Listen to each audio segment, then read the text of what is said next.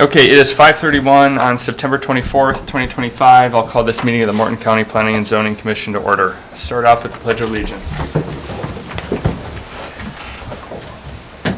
Pledge allegiance to the flag of the United States of America and to the republic for which it stands, one nation, under God, indivisible, with liberty and justice for all. Natalie, do you have sheets for me?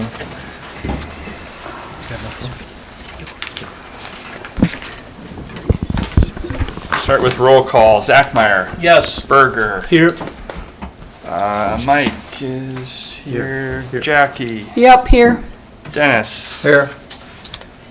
Thank you. Let's see. L. Here. Tomac. Here. Wald. Here. All right, everybody's here. Approval of tonight's agenda. I'll move to approve the agenda for September 24th. Second. Motion and a second. All in favor say aye. Aye. Opposed, same sign. Agenda is approved. And approval of the minutes from August 27th.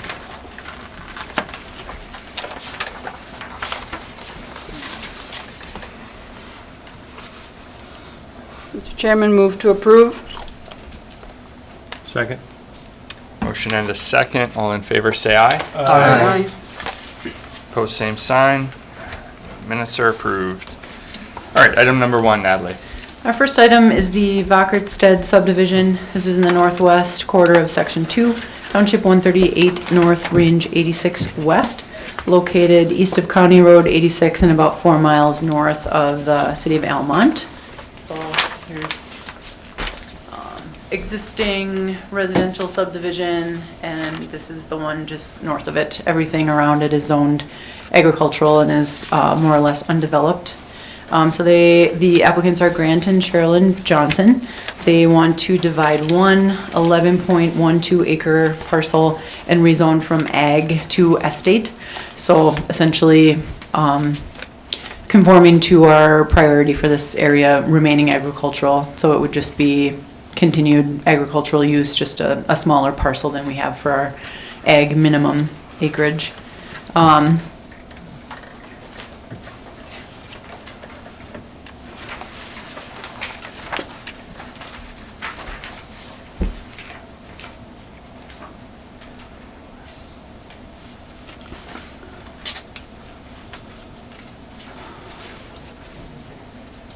So there's already 45 feet of right-of-way along County Road 86, and then this plat adds 30 feet to make a total of 75, which is what we have planned for this corridor.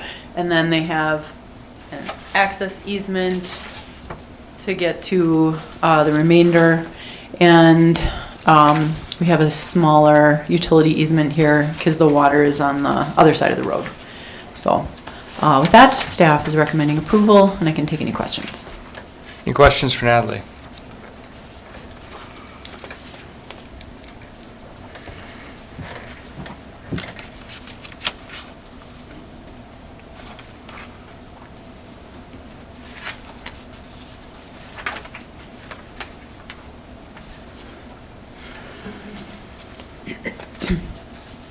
Questions for Natalie? Okay, not seeing any. I'll go ahead and open the public hearing. If there's anyone that would like to speak, just come up to the podium. Natalie, was there anybody online? Probably not for this. Probably not.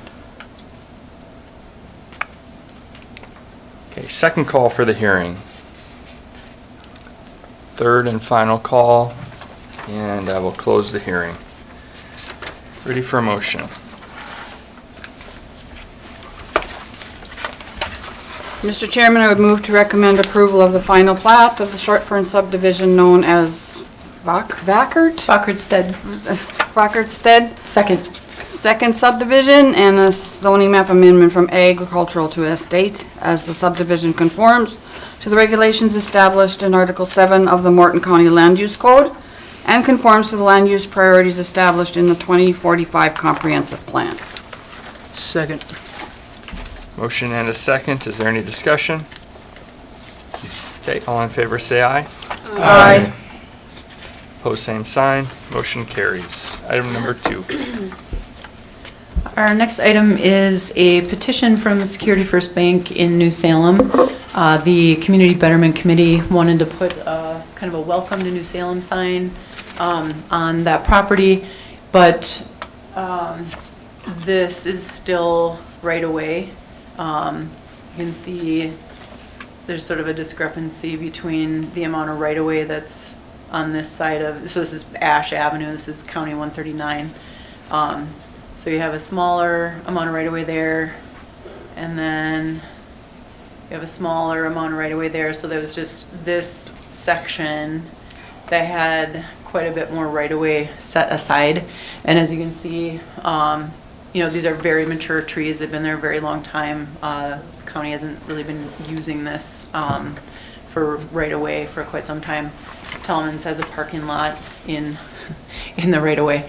So this had gone to New Salem City Commission, and they said that they would certainly consider approving a new plat that would combine a vacated right-of-way with the existing Security First property that's there. If the county approved the vacation of the right-of-way, we're kind of doing this as to lead the process. I think really this is their right-of-way because it's in city limits, but we're going through our petition process and our support for a vacation. I'm sure they would appreciate having some guidance to know what to do with it. So this did go to Road Commission. Road Commission did support the vacation of the right-of-way. Staff's recommendation. Staff's recommendation is to approve the petition for vacation of the right-of-way upon the city's approval of a plat that would incorporate that right-of-way into the existing lot, so that the right-of-way isn't sitting there as a 0.34 acre parcel fragment. So this is their plan, is to take that right-of-way that was up here and then combine it with the rest of their acreage. And so City of New Salem, they have seen this plat. I think they were comfortable with it. They just wanted an okay from the county that we approve the right-of-way vacation. So with that, I can take any questions. Any questions for Natalie? Mr. Chairman, does the county actually own that right away, or is it the city? The Commissioner Zach Meyer, the county does. County owns it? Yes, because it's on 139, the old 10. And then do we have a formal request from, do you have the copy of the minutes? Because that should really be in the packet. Yeah. Same with the request from the New Salem Betterment Committee.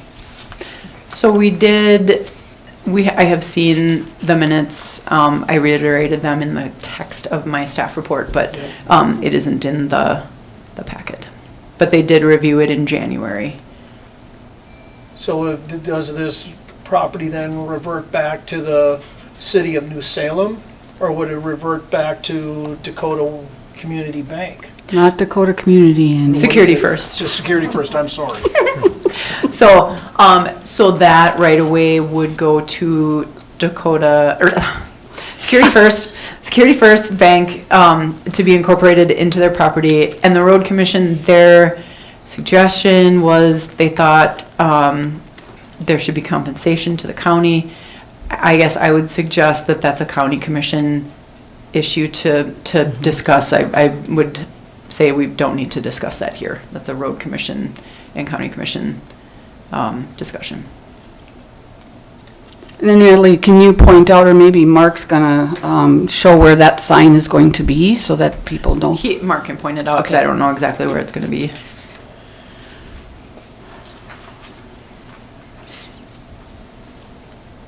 When we do our public hearing. But this did go through the whole public notice, public hearing before Road Commission, public hearing here at Planning and Zoning Commission. It was done all correctly for our process that we've spelled out for the county to do vacations of right-of-way. Other questions for Natalie?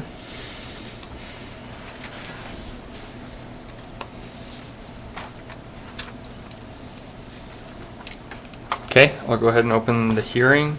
Is there anyone that would like to speak?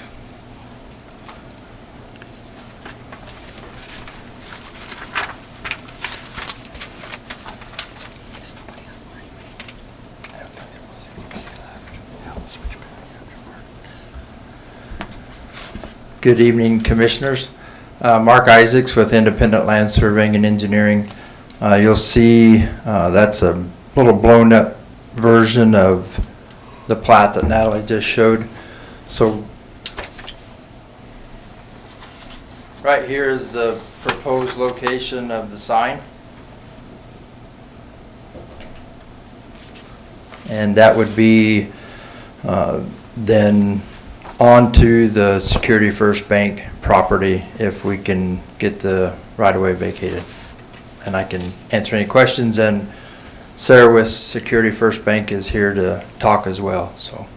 Would you explain, Mark, the distances, Sure. please? So I'm gonna speak for everybody's sake. We're gonna talk about the center line of the existing road, because everything was described off the center line or the section line, but that is not the center of the road. So presently the right-of-way is 100 feet off the center of the road, and we are asking for 40 feet to be vacated, which would remain 60 feet of right-of-way.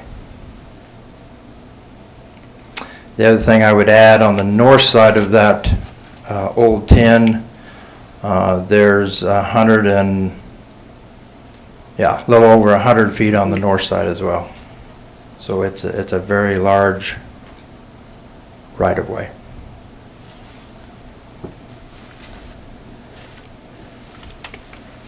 Any other questions? Anything else for Mark? Thanks, Mark.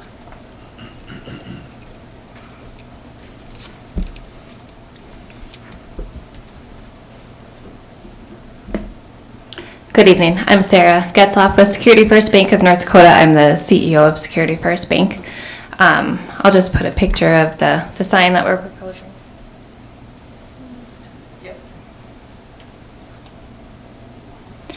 So that's a drawing from Man Signs, who is the contractor that we've decided to go with. Last fall, a group of citizens from New Salem, who call themselves the New Salem Betterment Group, approached us and asked us if we would consider allowing them to put a sign on our property. We said yes. We had the land surveyed and realized that there's this 100-foot right-of-way. As you could see from previous pictures, DFC just on one side of us only has 33 feet, and then for 3 blocks it's about 100, and then it's 33 feet again on the east side. And so even after if we were to have our request granted, you would still have 60 feet of right-of-way in front of our place and then 33 feet in front of other places. So we're not asking for the whole thing. We just want enough so that we know that that sign, that investment in the sign is protected. The Betterment Group has raised about $55,000, which covers the cost of just a plain static sign. We offered to add the electronic messaging center to the sign for another $25,000. And then we are also going to supply power to the sign, and we are going to kind of re-landscape that whole area to kind of draw attention to the sign and make it easier to see. And we just thought that if we are going to be putting grant money and private donations into the ground, we want to make sure that we own that property and we have control over it, so we don't ever have to have it at risk for being removed. It's my understanding that the right-of-way has been there since 1937 and it hasn't been used. Those trees have been there, I think, to someone's point earlier, since around 1970. And so I guess with that, I would take any questions. Questions from the board?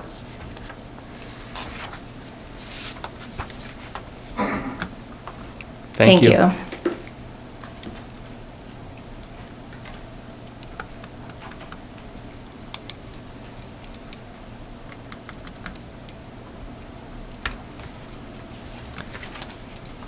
Okay, second call for the hearing. Natalie, can you switch over? Okay,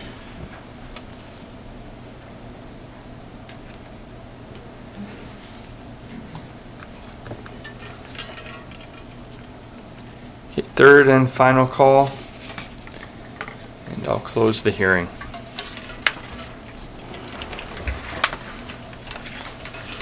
Discussion from the board, motions.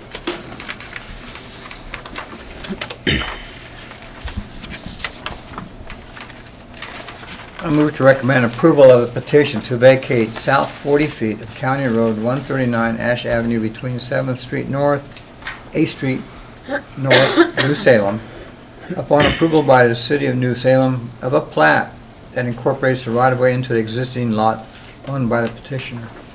I'll second. Motion and a second. Is there any discussion? All in favor say aye. Aye. Opposed, same sign. Motion carries. Item number 3. Our next item is a special use permit application from Dime Time Feeders to expand an existing animal feeding operation. This is in the south half of Section 4, Township 140 North, Range 83 West. So it's up here in the yellow, and then on this map that's in your packet, all the red are contracted fields for manure spreading. So in the original permit, which the county issued October of 2013, that was for 2,000 head of cattle or 2,660 feeder cattle, and they're requesting an expansion to 5,000 head.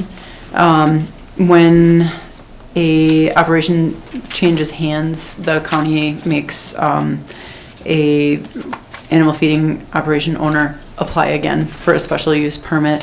So that's what this is. They do meet their setback in state.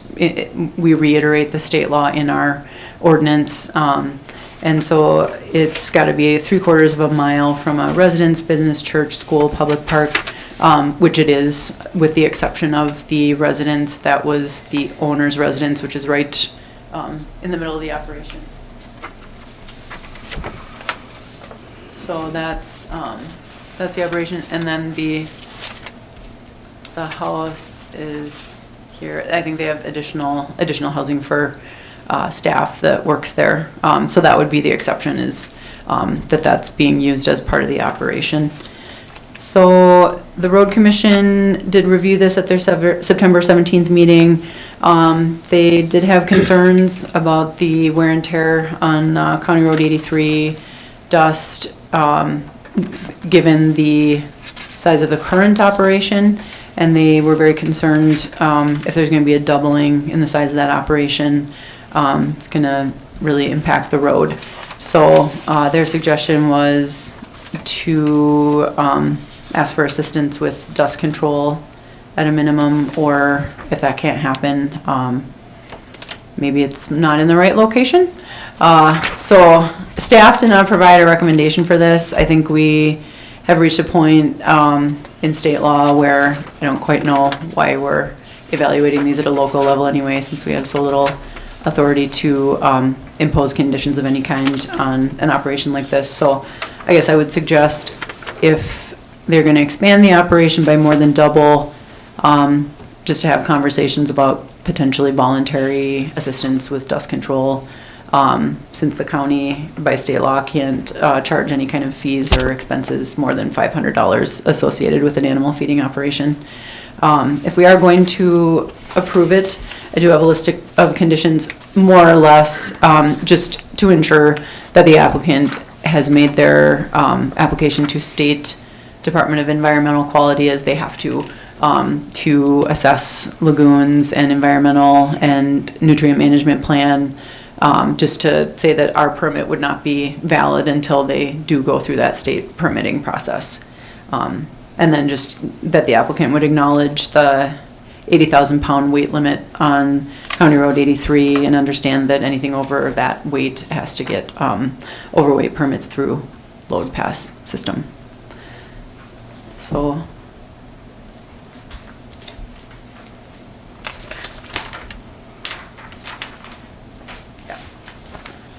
There's a couple more, there's a short letter from the applicant in your packet, and then just a copy of the original special use permit. So with that, I can take any questions, or I can take questions after the public hearing. Any questions for Natalie now? Mr. Chair, I do have one. Natalie, can you expand a little bit about what you said about the county not having a lot of jurisdiction anymore? Sure, and it's been that way for some time, but so state law says that the local jurisdictions can permit and can regulate the size, scope, and location of the operation. But essentially, location is defined as setbacks from, critical receptors that they list. And so essentially, if they meet those thresholds for distance from setbacks from those items, then that location criteria would be met, essentially. So it's basically on the feedlot itself, Yes, yes, not access to the feedlot. yes. Well, it's the number of head and type of animal. Right. Yes. Okay.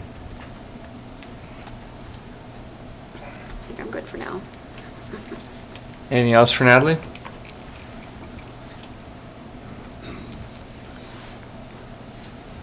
Okay, I will open the public hearing, and if the applicant is here and would like to speak, sure give them the opportunity to speak first.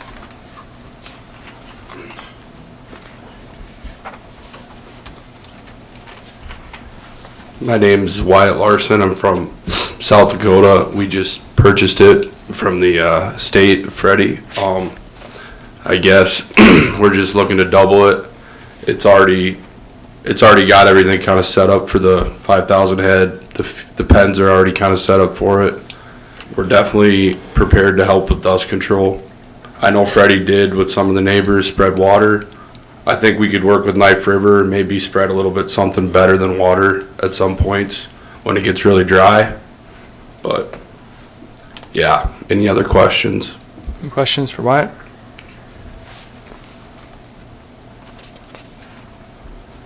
Thanks, Wyatt. Chairman, Okay, Wyatt, go ahead. what other contributing attribute would you have toward, like the road, if there's a lot of traffic, the wear and tear on roads, stuff like that?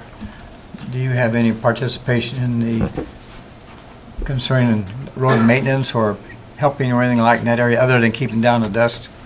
I mean, I think Freddie did a lot of in and out cattle with the operation already, and we're gonna probably fatten more cattle than Freddie did. So I think the truck situation will be really similar. I think Freddie moved cattle in and out more than we will. I think the cattle will be there for a longer duration since we're fattening them.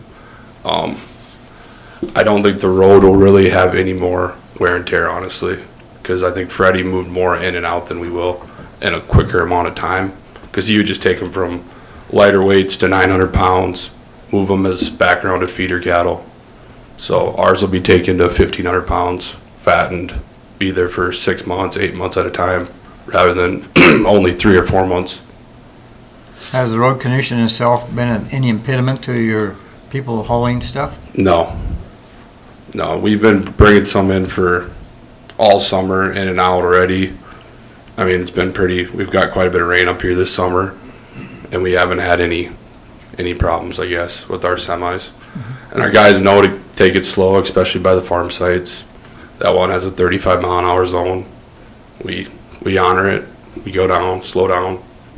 So we own most of our trucks, so I tell them slow down. It's 7 miles. It's interstate till there. They can go 80 mile an hour till that moment and go 30, 40 mile an hour. Take it slow. So. Okay, another question. Anything else for Wyatt? I do have a couple. Yeah, go ahead. So as far as the speed limit goes on your truckers, like how are you going to ensure that they stick to that speed limit? Like, are you going to be watching them? I think the neighbors will probably be watching harder than anybody.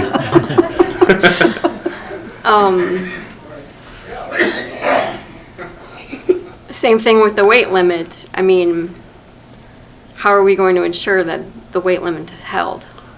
We can get permits if they're needed. I mean, we'll definitely buy permits if we have to, or we'll just come in lighter. Well, but like you said, it's only 7 miles. Yep, Who's to say that they're gonna make sure to get that load pass permit? yeah.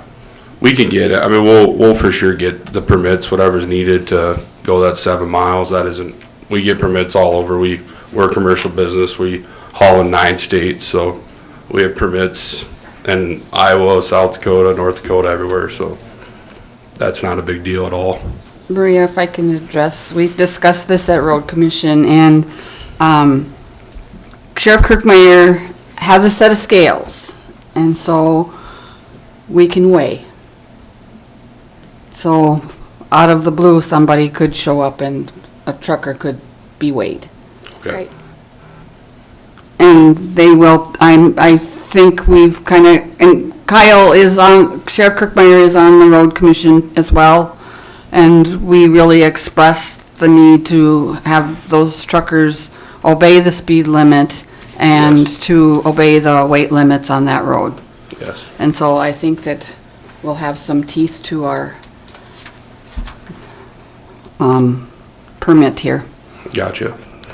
That's a warning, I guess I'll say. Thank you. Appreciate that. And I'll echo that warning because I am a resident of the area and I Yep. have dealt with these issues personally. So Yep. it is a problem. Yep. Anything else for Wyatt?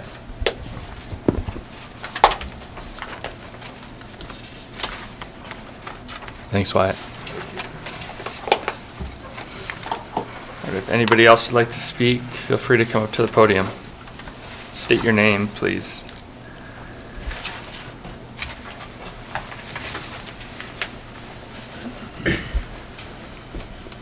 Okay, I'm Janelle Olson. I'm Arden Hagrath's daughter.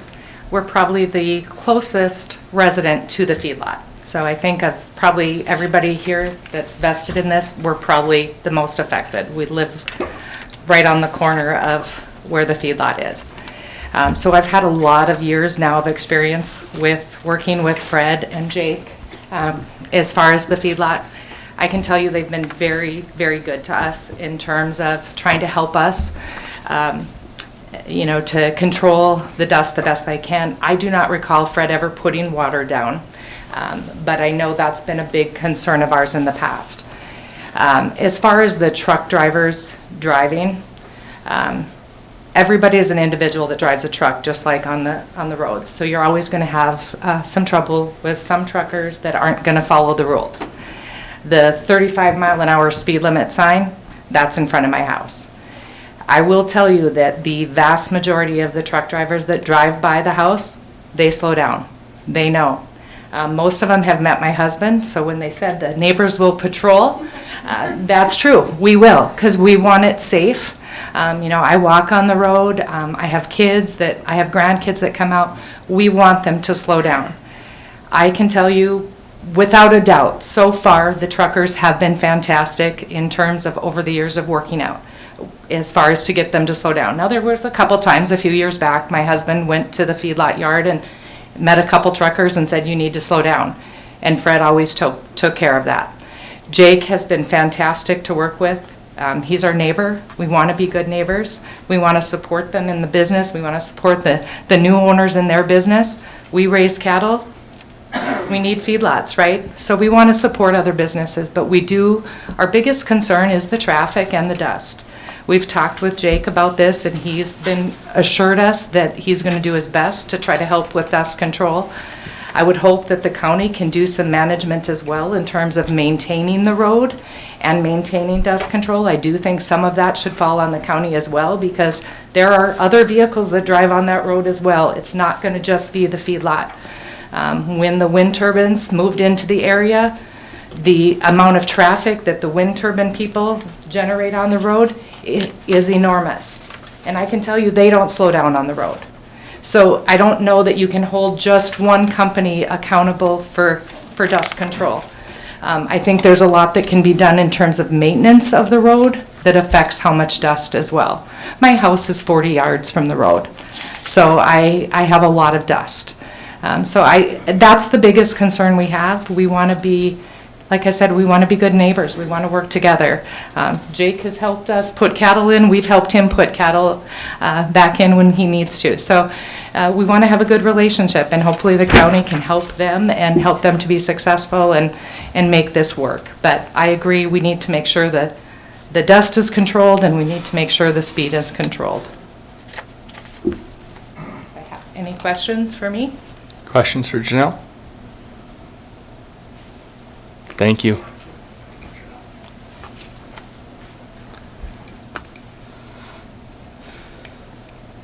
right, if there's anybody else who would like to speak?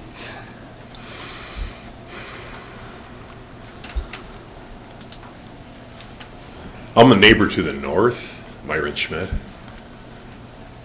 And there's a few things I had noticed that took place. And the one that was bad, I thought, was dead animals. They were up against my fence. And there was probably 4 or 5 of them. So I don't know what the protocol is for how do dead animals get disposed of at a feedlot. The other question is, as far as the environment, is there testing that takes place, such as groundwater, surface water? I'm asking. Okay. And then, if my understanding is right, with Wyatt, he said it's already sized for the 5,000 head. Does that mean Fred went above and beyond when he did the containment in the lagoons? That's another question. So the frequency of testing that follows regulations, is there a frequency that's required? Is it an annual, biannual, whichever? That's just another question. So all in all, I'm not opposed to any feedlot. I might be a seller of hay or corn or whatever to Wyatt at some point. My concern is what I had mentioned here when I was baling hay, dead animals laying against the fence, things like that. So, okay, thank you. Thanks, Myron. I'm going to try and answer all those, and if I forget, then you can just yell it out from there. Yeah, thank you. Okay, so anything related to feedlots that is environmental in nature and also disposal of carcasses and so forth, that is completely, totally under the purview of State Department of Environmental Quality. We actually can't regulate that at the local level. We can't put any restrictions on that. We can't do anything. The state does that. And so if you want to, I can, either after the meeting or whatever, I can give you my card and I can tell you how to contact them. But if you Google State Department of Environmental Quality, you can find, who to contact, and, give them a heads up if you thought things weren't being managed, perhaps if they weren't quite on top of it. You can let them know. Same thing with water testing, that kind of thing. That's all Department of Environmental Quality, so if you had concerns, again, you'd contact them. Like a feedlot owner, they can build out bigger, corrals or pens or whatever. It has to do with the number of head of cattle that they keep on their property. I did contact DEQ for this particular application, and they said that they confirmed that this operation will need to reapply and probably has some expansion, upgrading to do for a larger operation. Maybe they're kind of halfway there, but they still have more to do. And what was your other questions? Well, the frequency on Testing. testing. Yeah, and that I don't know. I don't pay a whole lot of attention to that because there's nothing we can do about it anyway. So DEQ, yeah, they, if you call them, they will tell you. Yeah. Was that all of your questions? Okay. Do you need a card? So that, I'll give it. Thanks, Myron. Mr. Chairman, Yeah, if go I can address some of the disposal of carcasses. We just did a session. I've been to the feedlot several times, as Jake knows. I bring my Bismarck State College kids up there all the time. And we just did a session with our extension specialist on disposal of carcasses in my class. And they can be buried, they can be rendered, or they can be sent to a landfill. Okay, and so not every landfill takes dead animals, so the closest one to them would be Bismarck. The Mandan landfill does not. And then there's some protocol, or they can compost as well. And so those are like 4 different things that can be done legally by state law. So that's all spelled out in state law as to what they have to do. And Natalie's correct, as far as Department of Environmental Quality, they do all the rest.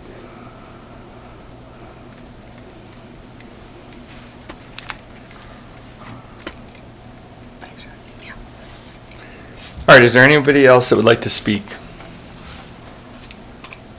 To second to last call. Natalie, can you switch over?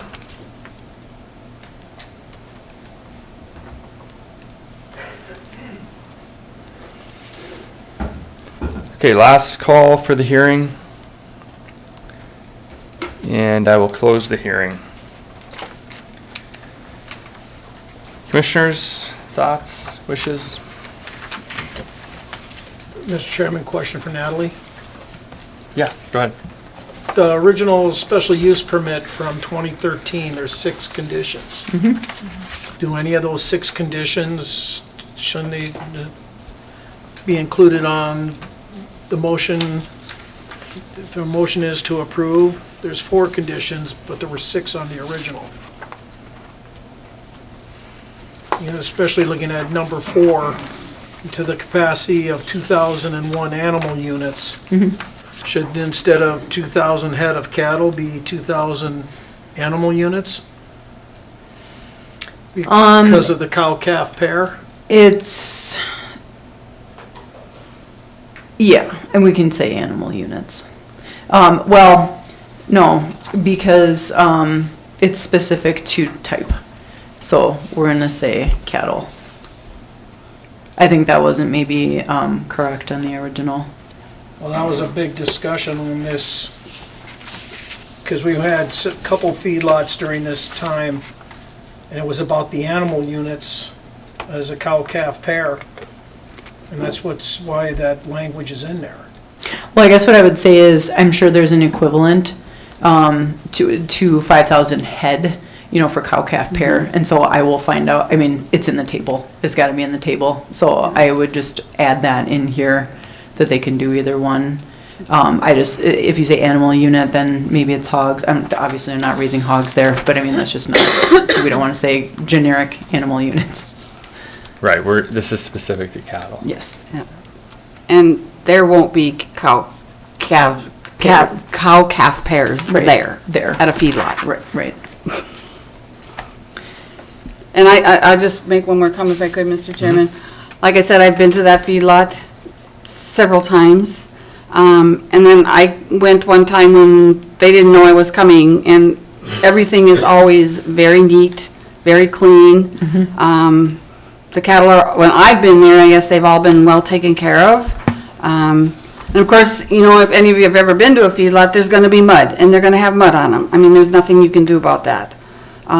That's just the way it is. If you've ever been to a big feedlot with, I don't know, 10,000, 20,000 head, they have mud, and they build mounds to protect. And what's nice at Fred's is that there's 1, 2, 3 barns where the cattle can be inside and protected from the environment. There's a tree row around the west side, and so it's very well protected for the winter elements as well. Mr. Chairman, Commissioner Zachmeyer, condition 1, we can't even talk about that, so that shouldn't be in there. I'm saying on the old permit. And then it's a given that we would say what the capacity is So that's not a condition, that's just part of the permit that'll be added here. But conditions 5 and 6 from the original, you know, we could put those in there, but we already have that language, the 24 months, we have that in our land use code, so this is just kind of reiterating it. It would apply whether we set it again or not. We're kind of just putting it on the permit to highlight for them what already exists, so that's why I didn't put that on the list of conditions.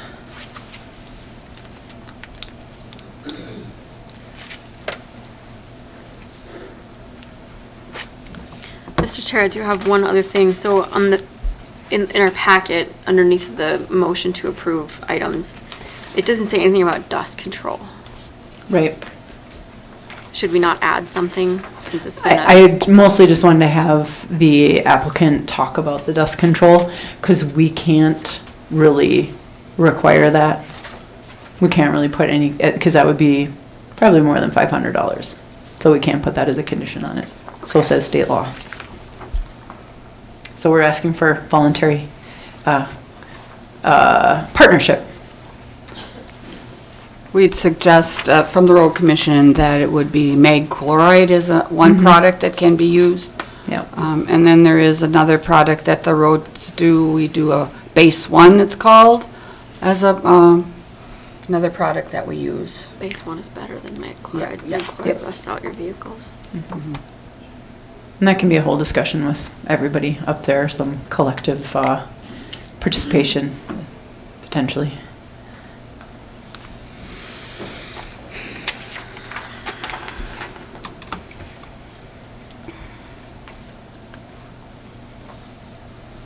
Anybody ready to make a motion? Mr. Chairman, I'd be ready if you're ready.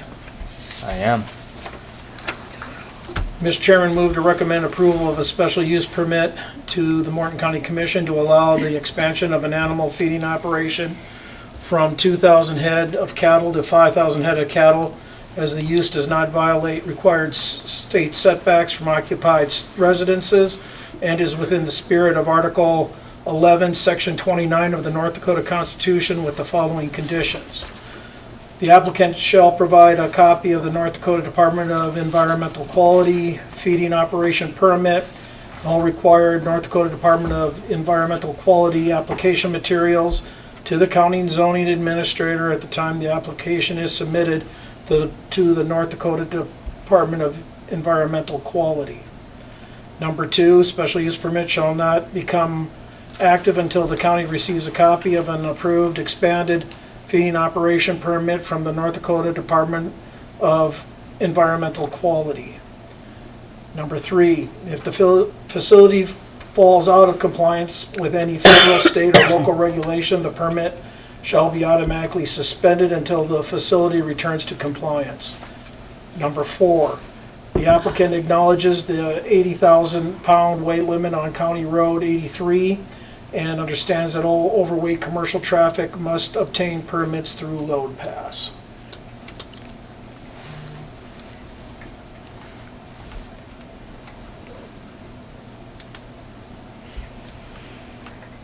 Second. Motion and a second. Is there any discussion?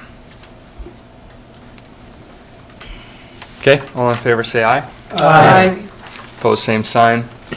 Motion carries. Our next item is the Maverick Estates second subdivision. This is in the southeast quarter of Section 21, Township 138 North, Range 81 West. This is located west of Highway 6 and about a half a mile south of the Mandan Airport. So the applicant is Boulder Homes, the first phase. So all these yellow lots, that was the first phase that was approved by the county in 2020. There were 31 lots there. The current proposal is for 24 lots on 41.26 acres. So that's the pink outline here. So right now we have mostly agricultural zoning. High Chaparral is over here. This is zoned industrial, but there isn't any industrial development there. There's a little bit of cold storage.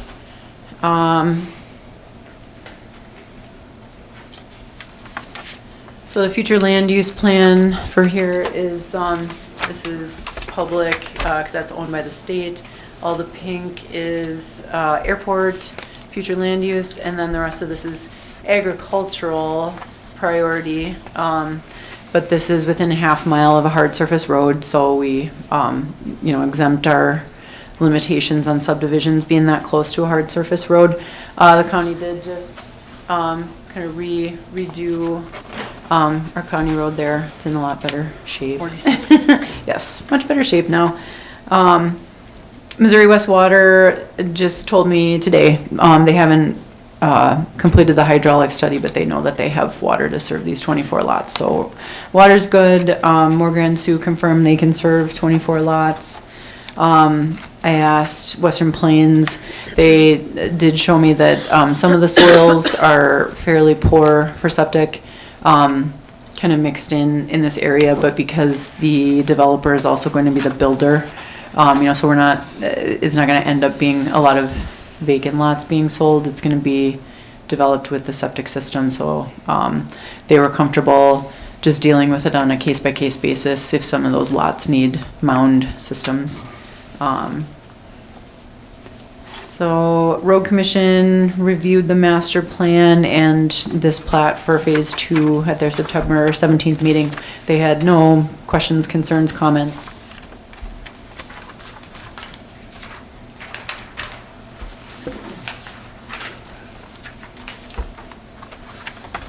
So that's the master plan. The red lots are the ones in this second phase. The gold parts are proposed stormwater. The one on the east side is built already. That's doing its job. Doing its job very well with our rainy season.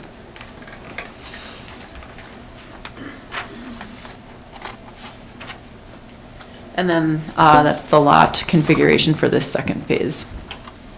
So staff is recommending approval of the preliminary plat and rezoning, and I can take any questions. Questions for Natalie?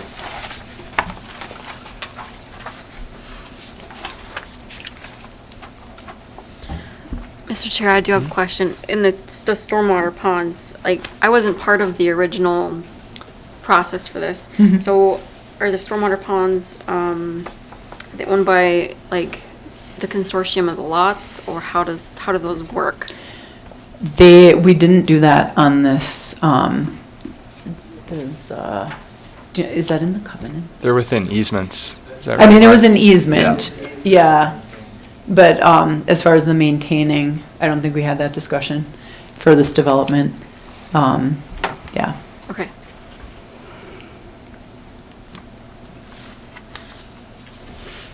And you made covenants, but they're just not recorded, right?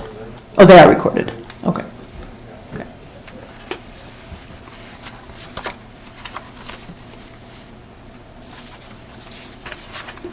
Other questions for Natalie?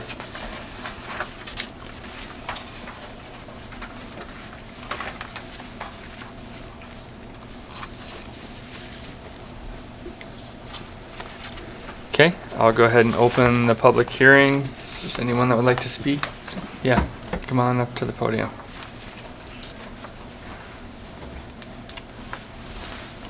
My name is Richard Seitz. I live at 4531 Trailblazer Loop. And I've never been to one of these hearings before, so I'm not sure of the protocol. In any case, I would like to open up a discussion about the water supply from Missouri West and the hydraulic supply. We moved into our house 3 years ago, and we understood it was rural water, low water pressure. But as Doug, the previous builder, and Joe builded more homes, which we want them to do, at certain times of the day, the water supply has diminished. To give you an example, I have like a 3.5 gallon kitchen sink, and I measured it today before I came here because it's kind of like a high demand period. People are coming home, they're giving kids bath, they're doing their laundry. It took 10.5 minutes to fill a 3.5 gallon tank, sink up to the divider. I did not put a sprinkler system in my home because I'm a water conservationist. And I have a 275-gallon tote, and I plan on getting another one and harvest some rainwater as well off my roof. And it takes up to 6 hours to fill that tote off of both the spigots on the outside, depending on the time of the day. So I question Missouri West's hydraulic measures, or however they determine it, that it's accurate, because my static pressure is 42 psi. That's fine, that's per the covenants, that's per Missouri West. If I turn one faucet on, it's 30 psi. If I turn two faucets on, it's 25 psi. If I turn all the faucets on in my house, including outside, it's 15 psi. PSI is not necessarily the accurate measure. You have to measure flow as well. So if there's a high demand throughout the neighborhood, that means the flow is going to drop. It's simple math. And as Joe puts, and I want Joe to put those houses in behind us. I want him to put them in because it makes our neighborhood better. But I think Missouri West needs to supply more water to that development. And I think that they should come out and do a better study on the flow, because as each person comes in there and buys a home, whether they put a sprinkler system in or they don't put a sprinkler system in, what effect does it what net effect does it have on the remainder of the neighborhood? So if you have 40 people sprinkling their lawn and the guy at the end of the run can't take a shower, there's something wrong. It's not right. There's not enough flow there. And I've talked to Joe, and he says, well, is there something wrong with your house? Well, I had the contractor out there. I contacted Missouri West, and they've all said, no, this is all normal for rural water. Okay. But as more homes have gone in and demand has increased, flow has decreased.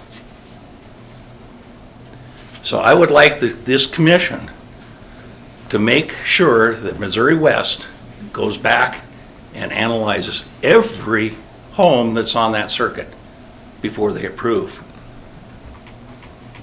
an addition. But I do want Joe and Boulder Homes to build those homes back there. I want them to build them.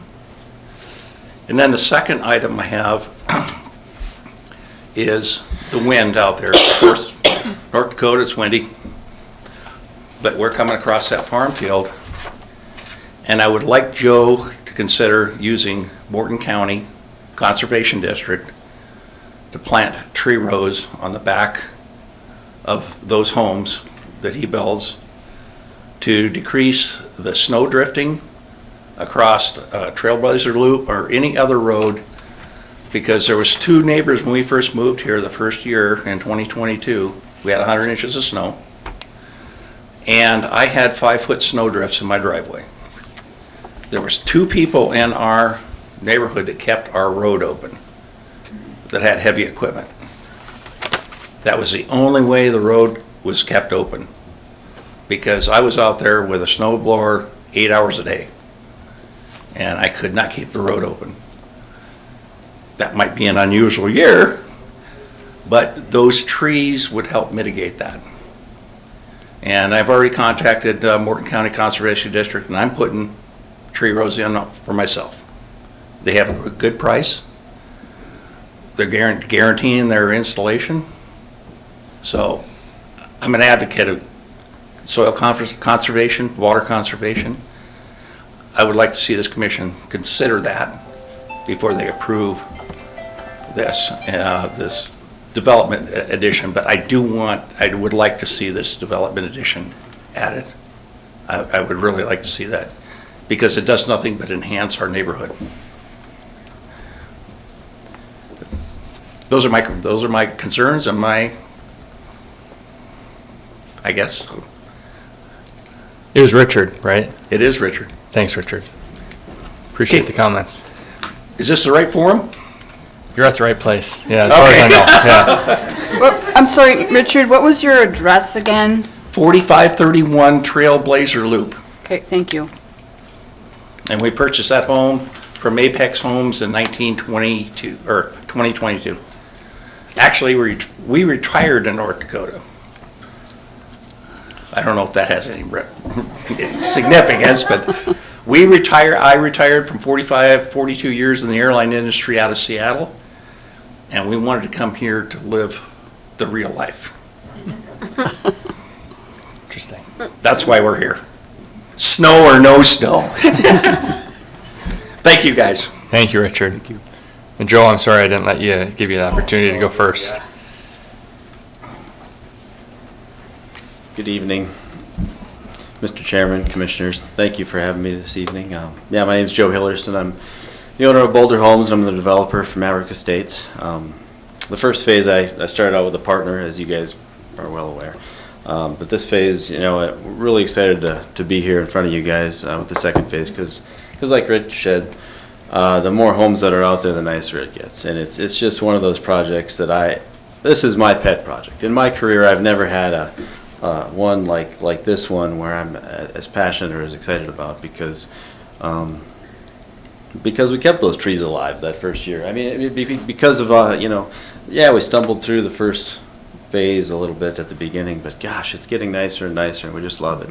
And I know everybody there, and we can actually talk to each other, and we get along, and it's good, and I'm proud of that. So anyways, I'm really excited to be here. I'm here to stand for any questions. We are planning to build on a very large majority, if not all, of the 24 lots that we're talking about this evening. Any questions for Joe?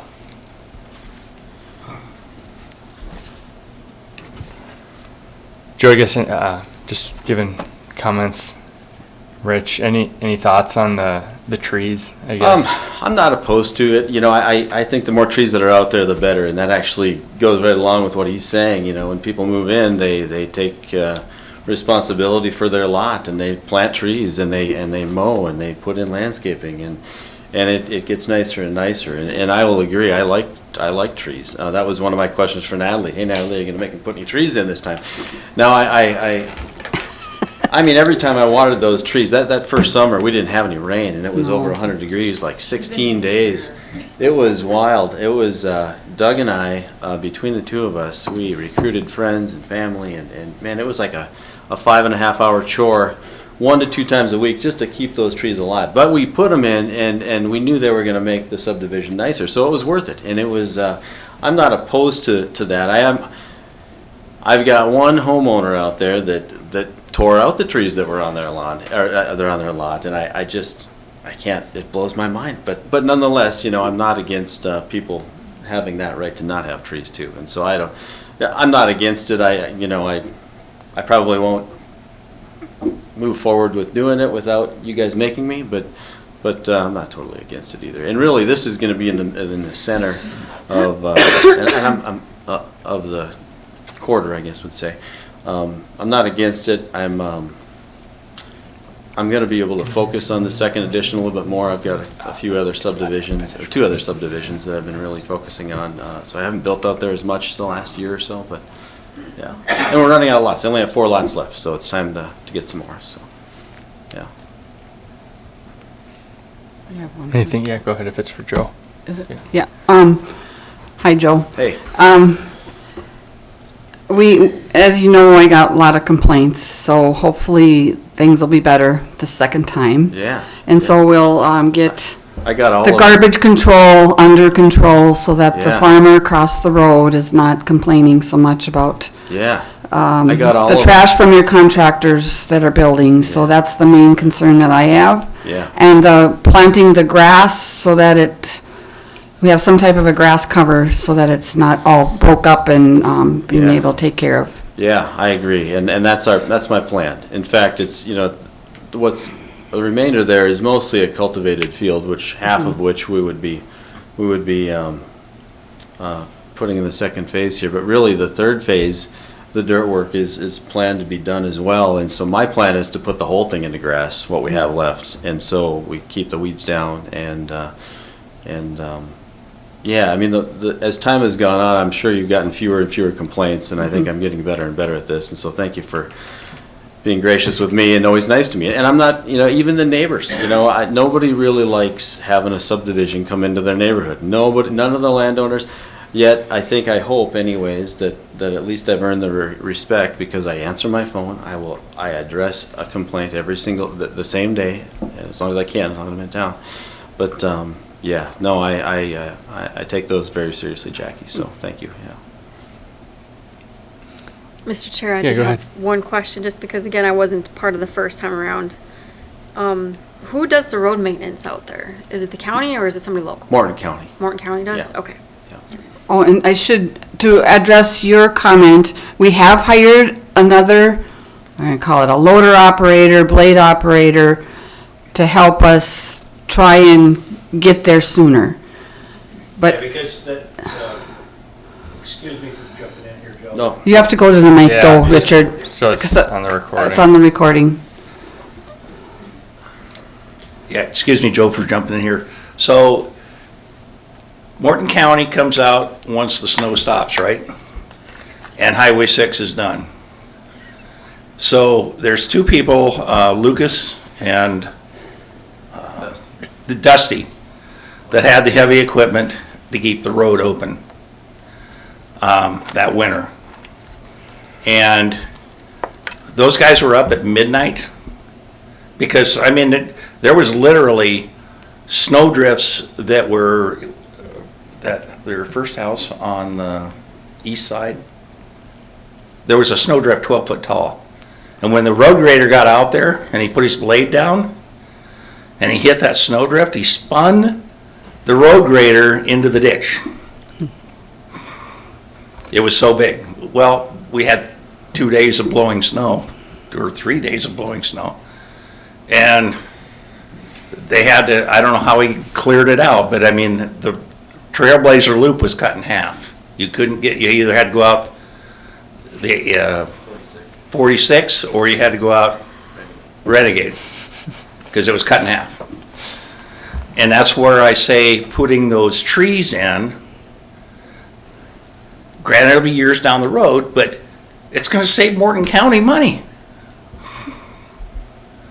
Because they won't have to be worried about that.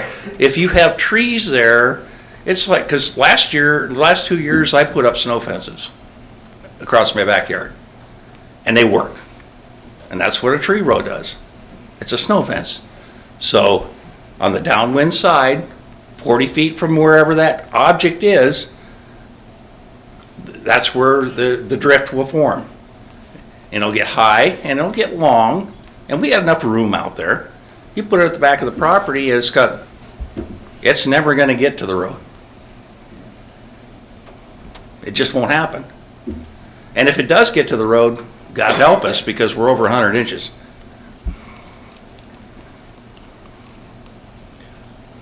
Well, I can tell you that my guys are not going to be out there at midnight. If it's still snowing, Right. they are not going to be. I mean, we got to think about their safety as well, Yep. as well as the homeowners should be home as well and not going to work. I live in a rural subdivision as well, and I like to get out too, but we have to wait till it's safe for them to go out, and we get out as soon as we can. Yep, and I fully understand that. Not everybody does, Richard. No, so- I fully understand it. Because we moved out there because we wanted to be out there. We love it out there. My wife just loves it out there. So we moved out there because we wanted to be there.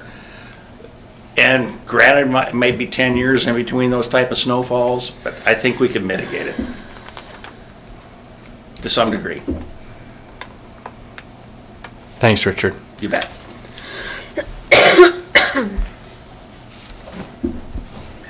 So I'll stand for any other questions. Yeah, anything else for Joe? Thanks, Joe. Thank you. Yeah, Natalie, Dennis has a couple questions for you. Question number one is what power, or what can we do as far as this border with Missouri West? Do we have any power, do we have any make demands, or can we address that or not, or is that just something out of our purview? It's completely out of our purview. This is like the perennial discussion that happens always and forever. And for as many water board meetings as I've sat at, residents say we're having these issues.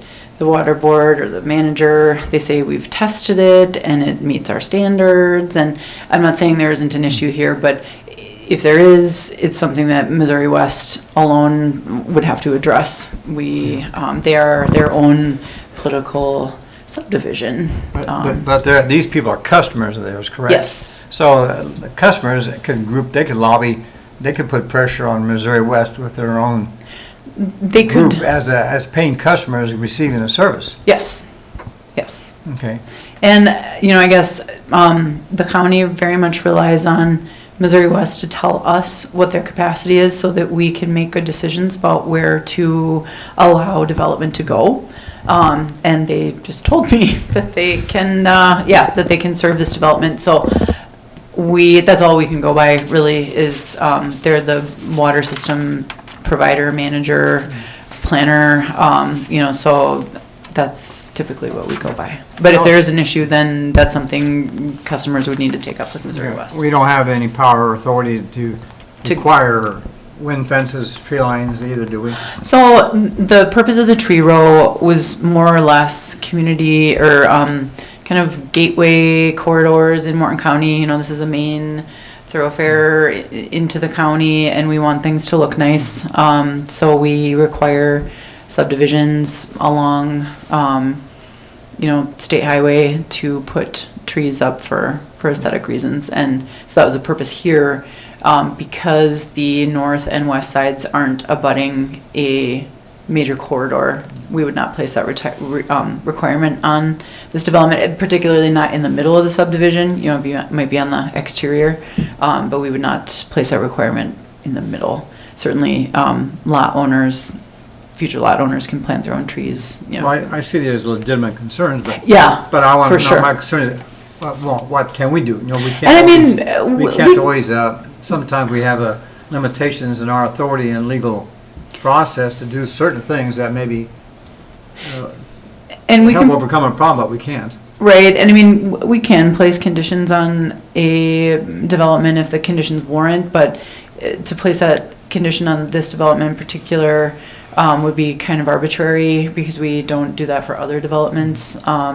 And, if we wanted to look into studying snow fences or something, that might make sense, have some kind of easement for snow fences, exactly 40 feet from the road.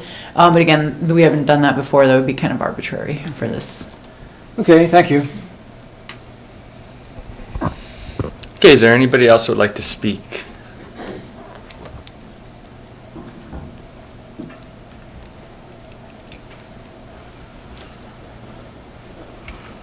And Mark, I guess while you're walking up, just one question I was going to have for maybe you or Joe, and I believe you have a family member that lives in that area. I mean, is the water issue a widespread that you all are aware of, or a localized issue? If you can talk on any of that, I guess, I'd just be curious.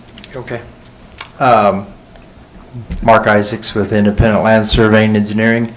I guess to address that question, my son-in-law and daughter they live on the lot that has the retention pond on it. So Mark is the maintenance on the pond. Yeah, so we are the maintenance of that pond. No, they are not. They don't have any experience of water pressure at their home. So that's all I can report on that. I don't have any other. Joe might be able to speak to that, but no complaints from that side of it. The one thing I wanted to bring up, Joe touched on it just a little bit, and we'll get if this makes it to the final plat, we'll talk a little more in depth about it at that time, but just the overall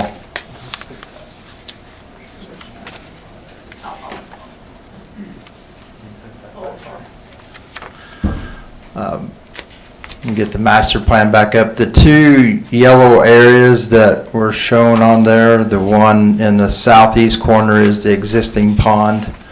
A little story about that, and Jesse and Maria would probably know this, but in the original stormwater analysis, with turning this from cultivation to mostly yards, the pond really, you could argue that it really wasn't warranted because you were taking less runoff because it was going into the ground. But anyway, we put one in just because of good measure.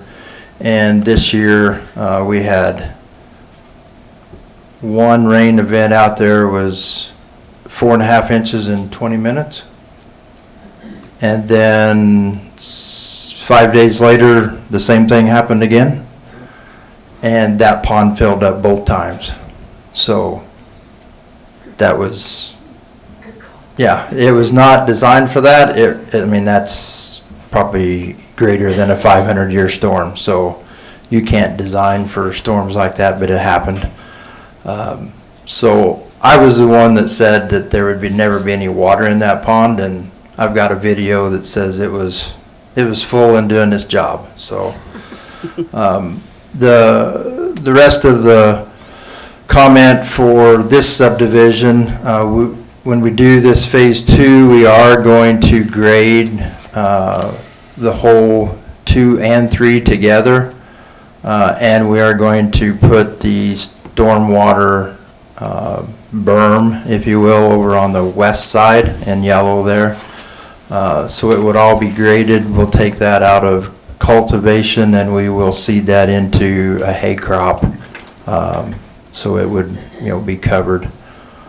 So the idea would be when phase 3 is done, you would go in, strip the topsoil on the road, gravel it, and you'd be ready to go. Other than that, I would stand for any questions. Any questions for Mark? Mr. Chair, I just want to say that I appreciate all that narrative, Mark, because those were the questions I was going to ask you. And the roads will be built according to county specs? The new county specs. Yes. Which are 30-foot wide gravel top now, that would allow in the future of being paved if they so chose.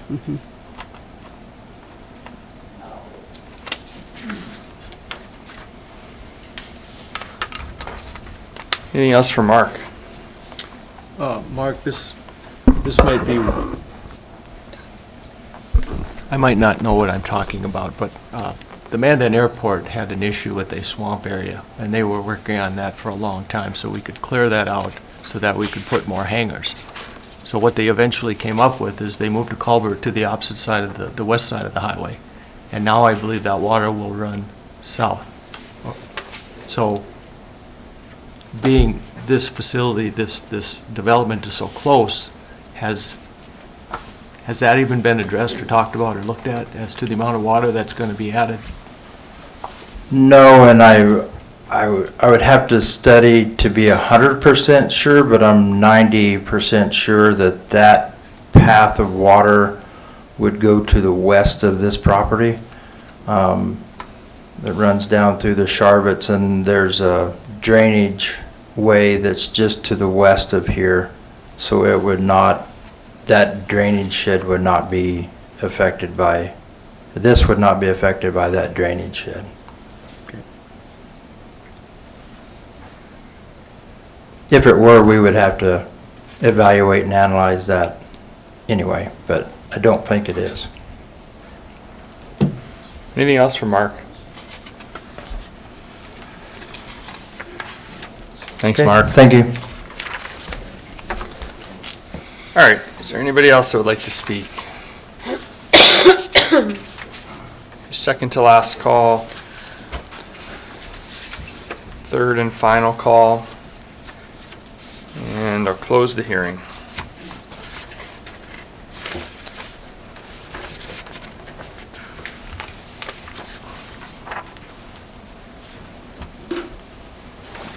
Hey, thoughts from the board?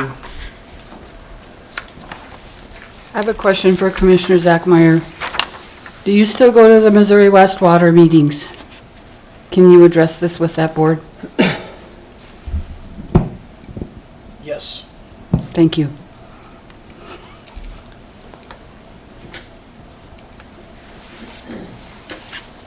One motion? Ready for motion? I move to recommend approval of the preliminary plat of the long-form subdivision known as Maverick Estates. This is first subdivision. Second. Second subdivision.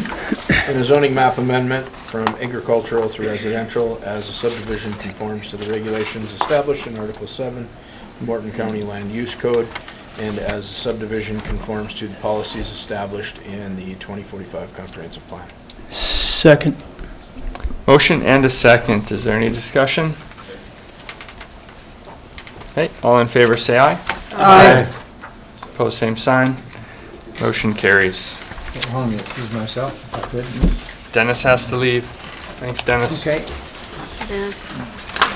Thanks, Dennis. Okay, see you next time around. And thanks, Joe. Thanks, Richard. Thank you. You too, Mark.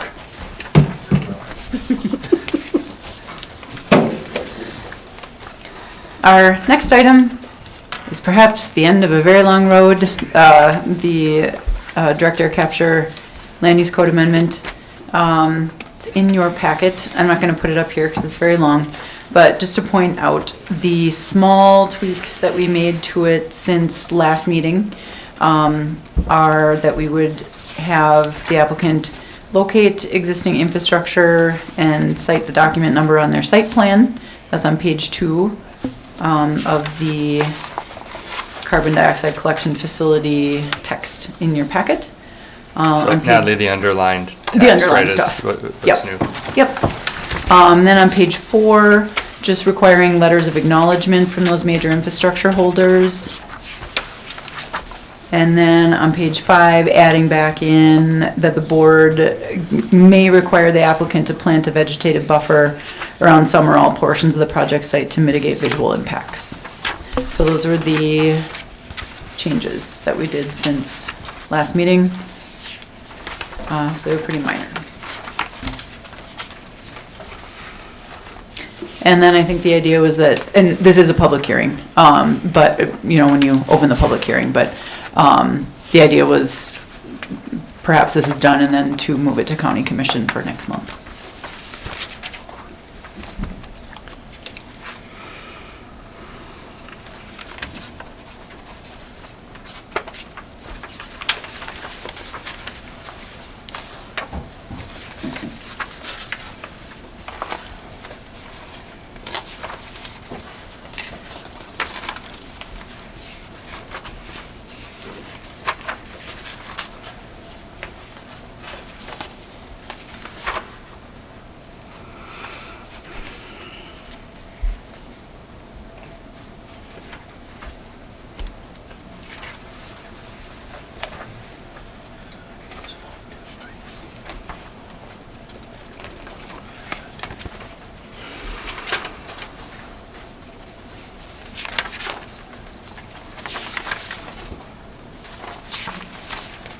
Any questions or comments for Natalie?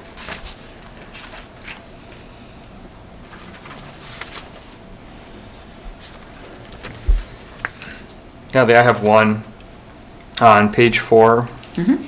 The letters of acknowledgement. I would, the second sentence, I would recommend that we adjust that to be something along the lines of, letters should state any concerns or special considerations necessary for the proposed project, rather than asking for a statement of support, opposed, deny. opposition, because Yep. that feels more emotional or Yes, something okay. like. So basically just take that part out and just say letters should list any concerns regarding impacts of the project on existing infrastructure. I like Maria's input. I liked what you said though, Jesse. That sounded really, Okay, so state any concerns or special considerations Yeah. necessary for the proposed project. Okay, so state any concerns. There's really, Yeah. I mean, as an easement holder, if they support or oppose it, doesn't matter, it's, does the Yep, infrastructure. Yeah, it could just also what be- do we need to be thinking about? Yeah. Yeah, okay, sounds good. Support or opposition could also be taken as a political stance, and Sure. it shouldn't be. Yep, so just state any concerns regarding impacts of the project on existing infrastructure. Sounds good. Yeah. Concerns or special considerations. Or special concerns. Don't forget that part.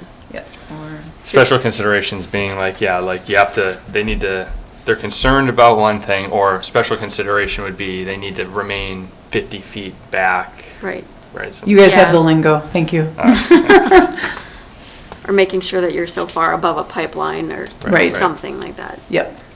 Okay, I will add that in.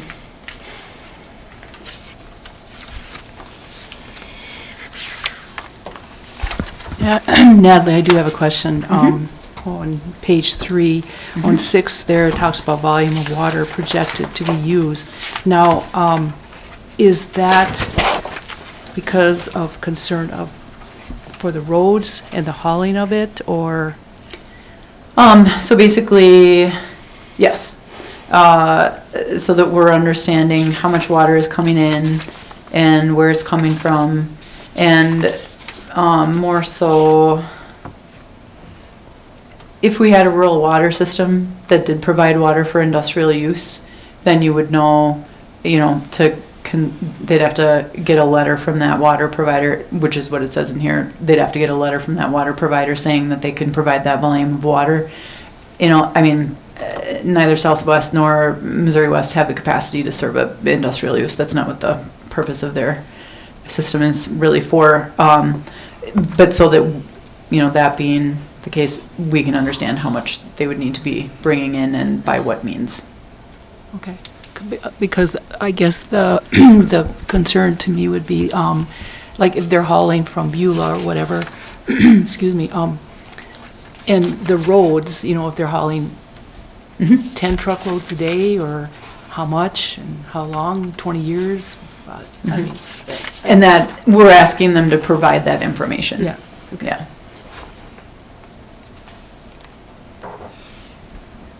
Natalie, I did notice a spelling error in 6A. Thank you. Aquifer is spelled wrong. Thank you.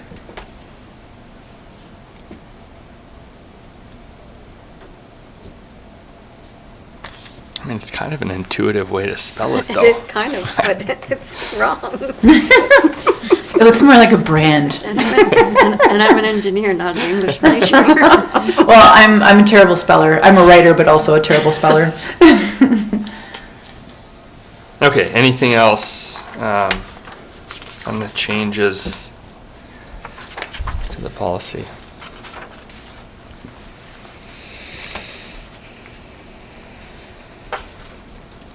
Okay, I'm going to go ahead and open the public hearing. If there's anybody that would like to speak, come on up to the podium.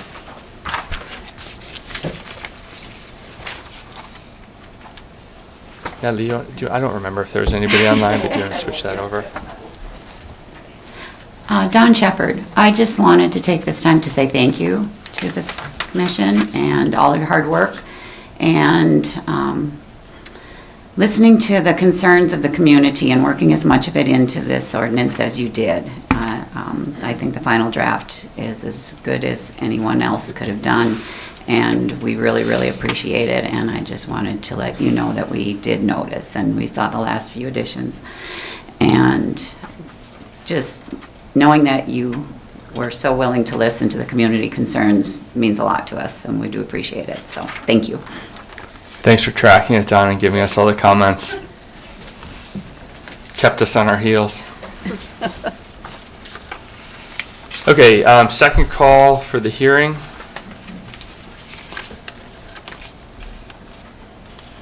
Third and final call, and I will close the hearing.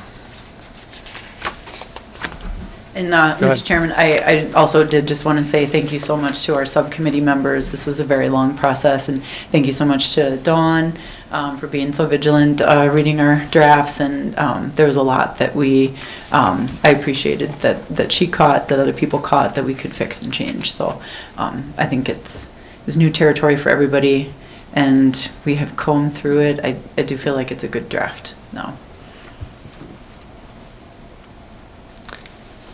And so now that this will, if approved tonight, this goes to commission next meeting? Next meeting, yep. And then we do have our next part of it, but this is, Sure, yep. yeah, the carbon part. Okay. I have a question. Natalie, I've been working on another committee with social services, and I don't want to complicate anything, but we were doing a mission statement and values, but we ran it through AI. Have you thought about maybe doing that to make sure that, it's not that it's not right, but to maybe it would be, I don't know, like more concise or double check or worded? Do you mean like the whole thing, or Yeah, or the to whole, make a? yeah. I'd be cautious. I would. I know, but that's what we did, and it really ended up nice, but I was just wondering. I guess I would say at this point, we have the wording down. Do you think we're okay? Okay, I just wondering if you thought about that at all. I mean, we can, but I would have done it earlier in the process, okay. I guess, because if I do that, it could change a lot. I mean, the thing, AI is only as good as what's put into it. Correct. And so when you're in uncharted territory, I mean, social services, unless they're, I mean, they may have policies that are very new, you know, that there isn't anything out there to cover them. But if it's kind of stuff that's got protocols associated, you know, you do your AI check, and it's as good as whatever documents anyone's uploaded, you know, into the realm of the internet, you know, to pull from. I guess I don't think there's probably going to be a whole ton that's applicable here because it is so new. Okay, and I'm fine with that, but I was just But like wondering. for solar, I think that's a great idea, you know, for solar. When we're early on, I think if this went through, in my experience, we would have to really comb through it to make sure that. That we didn't mess anything up. Yeah, So not that's mess it- Yeah, and it could mess it up, And then yeah. Dawn would have to go through it all again. And, Dawn's exhausted. I feel like Dawn's exhausted. That's good. No, you know what? We'll do it on our data center ordinance. There you go. Okay, kidding, yeah. There might be some bias. I there. can run it on our solar ordinance though that we're just starting. So yeah, we can definitely do that. Okay, any other discussion? I think it's good. Anybody ready to make a motion? We need a motion, right? Yes. Formal. Did you close the hearing? Yeah, Okay, it's closed. There. He did. I heard him. Yeah. okay. I don't always pay attention, but this Sorry, time I Jesse. did. No, it's okay.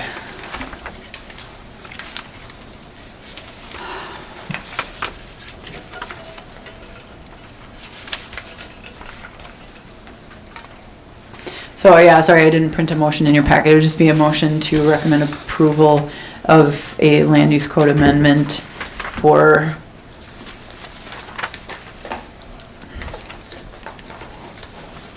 carbon dioxide collection facility, section 5-300.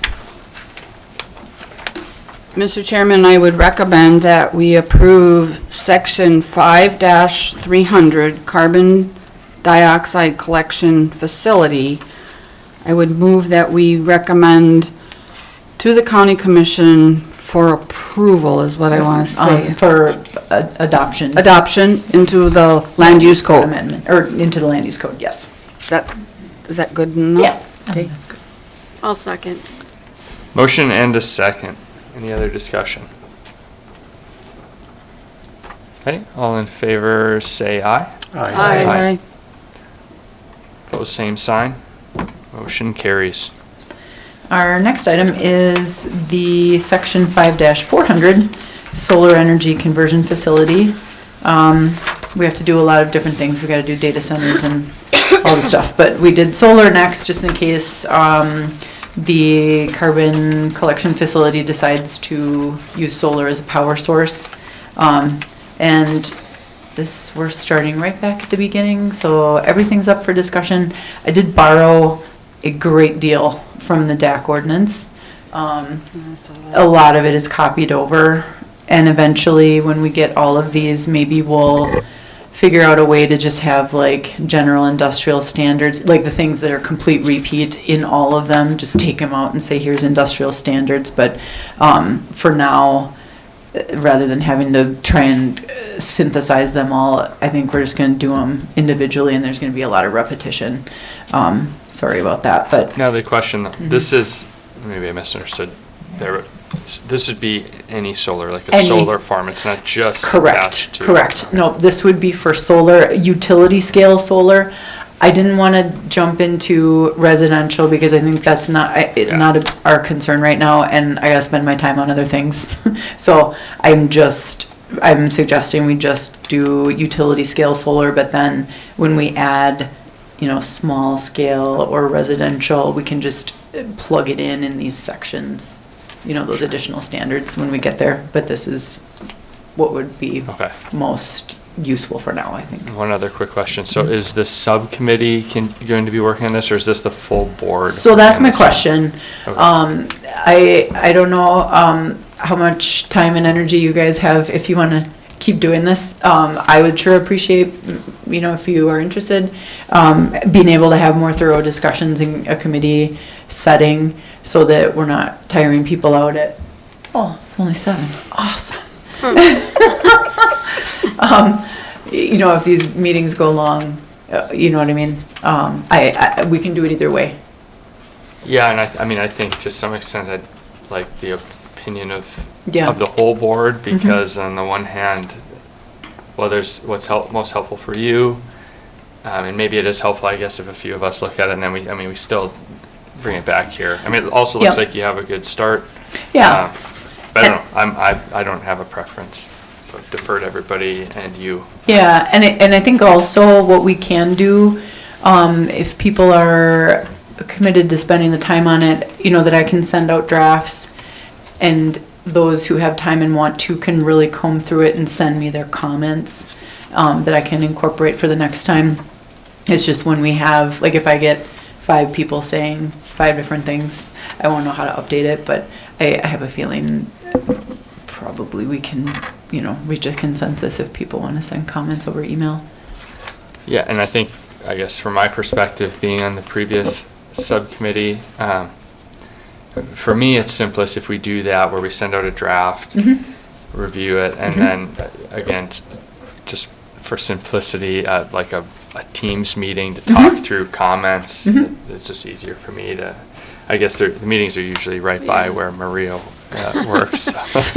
She walks over. Right, that's not fair. Not really. It's up the hill. It's kind of a jaunt. It's embarrassing because you have to get in a vehicle, but you're only in your vehicle for like 30 seconds. Yeah, but the elevation changes quite a lot.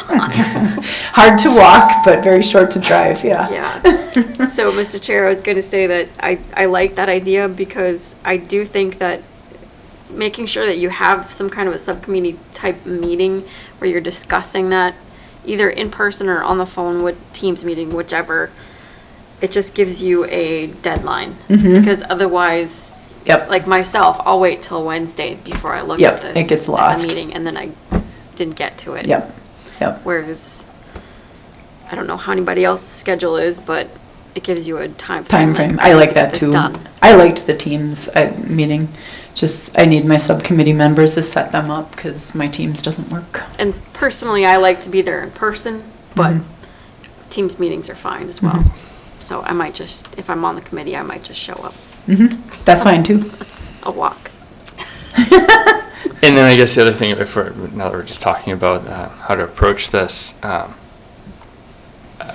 we can stick with the same subcommittee. I'd like to also give others on the board, if there's anybody that feels passionate about being involved in this one and on the subcommittee,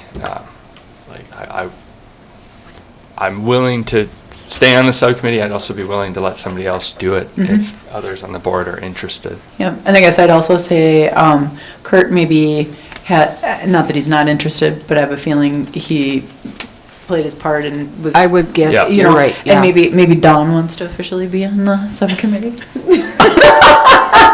just like to be there.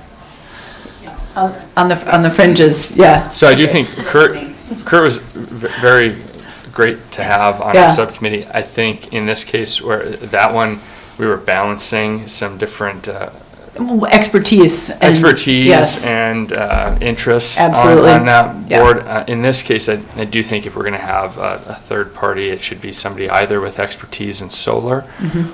or at the very least, somebody who resides in Morton County. For sure. So. Yep, I would agree. Okay, so are we going to walk through this draft tonight? Yeah, I wanted to kind of just point out the unique parts. Like I said, a lot of it is repeat. So on the first page, under B1A, I think that we should have some sort of limitation on the amount of space of a solar facility, that it's not going straight on prime soils and taking those out of production. You know, of course, you have your soil maps, they're all kind of marbled in, mixed in. You might have prime soils mixed in with not such great soils, you know, so it's hard to say, you know, you can get a spot that's 100% not prime soil. So to have some threshold where just a maximum that you can't go over. So my suggestion, just to start, and this is not a hard suggestion, you know, it's just a place to start, would be that the facility is not permitted in a location where more than 15% of the total land area subject to development is comprised of prime agricultural soils. And those, so NRCS provides soil values, and then the county, our tax office assigns that soil values of 52 and higher are prime for us. So we would use that measure. If their measure changes, then we would change this, you know, but for right now, it's like a value of 52 and higher. So that just no more than 15% of the development area could be prime soils. That's my suggestion. We can have different percents, could be 10, could be 7. So you didn't get that, you just kind of pulled that out of the air. You didn't get that from some other ordinance? Well, so that was my concern, where that 15% came from. Sure. I was looking at Upper Great Plains Institute, their model ordinance. They have one that they did, or they had a number of them. They did for Minnesota, Iowa, Illinois, yeah, and it might have been South Dakota too, but just kind of browsing through those, and they didn't necessarily talk about prime soils. So I'm just thinking, when I'm looking at any quarter, or, you know, just pick a random quarter and you look at how much is in there, you know, like this corner over here or this over here, you know, how big are those and what proportion are those? Often, I mean, it's all over the place, but again, this can be anything. It can be any percent. Because, you know, some of these farms are quite large, and so they take a lot of space. And so to find that 15% that's non-productive is going to be kind of tough to do. I just came back from Nashville, and we came through several states, and they had these. And when you're talking Iowa, Illinois, Indiana, I mean, that's all prime farmland. And so you can't go by what they say, because they're taking I'll say $15,000 an acre land out of production. Oh, yeah. And so we don't have that here, but I just was wondering where you got that 15%. Yeah, and that wasn't from that ordinance, because they didn't really talk about it. Yeah.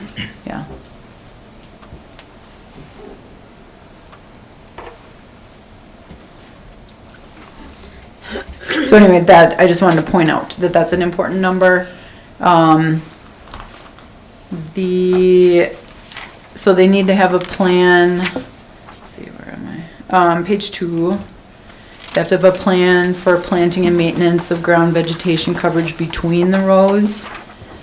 And to consult with NRCS to come up with their vegetation plan. So basically, the main thing is you don't want to have all of your vegetative cover die because it gets no sunlight, and then you get major erosion because your stormwater's coming through, so you want to maintain vegetative cover, so they have to put together a plan for that. If they're gonna do agrivoltaics and do livestock grazing like sheep or goats, they have to have a plan for that if that's what they're gonna do. They have to have a glare analysis developed by a qualified third party to make sure, they're not gonna be blinding motorists or other people, neighbors. They need a soil depth analysis report, and that essentially would be so that you can evaluate the potential for that ground to help maintain deep-rooted plants so that they're going to maintain that vegetative cover. If you have really shallow soils, you're not going to have as good of a chance of keeping vegetation growing. And then they have to have a stormwater management plan, but in this case, instead of building retention ponds and trying to hold everything on site, that's not the goal. The goal is to try to maintain natural flows, natural stormwater that would be going through the property, and just make sure that that's met to the greatest extent possible. So it's kind of a different goal than what we usually do with stormwater. And that we would have a review from a third party, and we charge that fee for that review if it's a complicated stormwater management plan, and also the glare analysis that we have. We farm that out again to a third party, and then charge the applicant for that, a fee for that review. So it's similar to the carbon ordinance.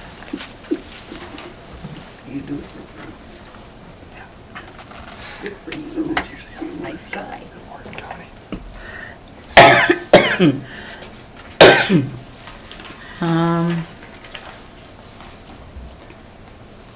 And then we have that same acknowledgement for easement holders, just like we did. That's a basically word for word repeat from the carbon ordinance. I gotta make a note on there since we changed the wording.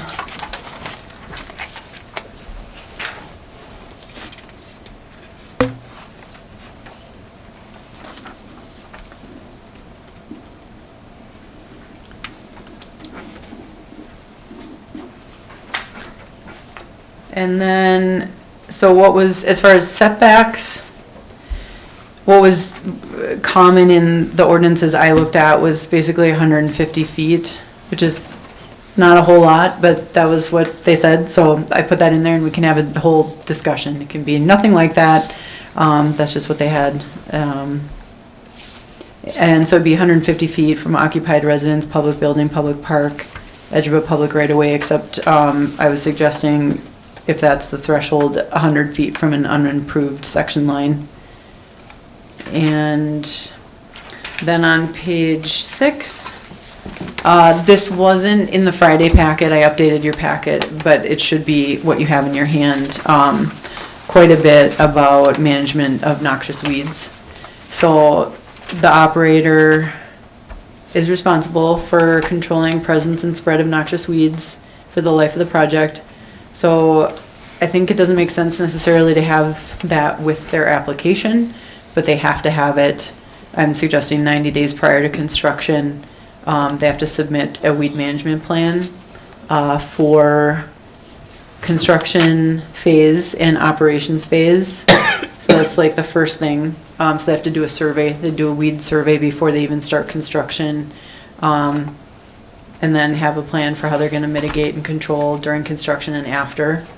And then point 5, then each year they have to do an annual weed monitoring inspection and report, and talk about what actions they've taken to manage noxious weeds over the past year, and what they're going to do, identify issues, and then what they're going to do for the upcoming year. So quite a bit with weeds. And the rest of it is pretty much the same as the carbon ordinance. So I guess what I would say is, obviously we're going to have our public hearing. If people have really in-depth comments, if you have them now, give them to me. Otherwise, if you want to really pore over this, or you have other ideas, email them to me maybe in, the next couple weeks. So I can update for next month, or maybe, I don't know, I guess I'm not sure how we want to do the schedule for this. If we want to say we'll discuss it at a Teams meeting in 3 weeks or something. Sure. Yeah, Okay. that'll work. Now, I don't know if we could make it work, but if you have access to something like SharePoint, I think it would be nice if we could have a Word document on a SharePoint site that the subcommittee at least could go in and we could all put comments in a single Word Yep. document. It would, Yeah. I think it would make the review process Using some kind of track changes or something. with track like that. changes Yeah. and highlighted comments. Yeah. It just would streamline that process Yep. for you more than anyone, I think, rather than us spewing comments to you. and I gotta say, everybody. I hate track changes. It is it's so annoying. I hate it. Or, Well, but more of the reviews. I mean, I will totally use it if that's what you want to use. I don't think we should go in, no, I don't think we should go in and start editing the document and tracking the changes, but I do or think just if, like a PDF where you can highlight this section and Sure. say. and we can add like- comments. Like so- Bluebeam. Yes, yeah. But it would have a bubble, like Maria could highlight a sentence, put a comment. Yeah, no, that's how she fine. thinks Yeah, it just, should I be meant not in reworded. Word, in yeah. Right. Not Yeah, in the if document it's itself. tracked changes, it will just be a mess to Yeah. look at. Yeah. Okay, but yes, well noted, like a central repository for a document that everyone can look at, yes. So Good idea. can you talk to Cody? Have you visited with him about this at all? So that he can develop something, so Yep. that we or you or me Mm-hmm. can help do that weed management plan. Mm-hmm. And I can work with him and we can do it together, but. Yeah. Well, and the thing is, if he had ideas about exactly what should go in a weed management plan, I mean, we could do something where it's similar to the emergency management plan. We do not have everything in here that talks about what's in the emergency management plan, but we say emergency manager has to, review and approve.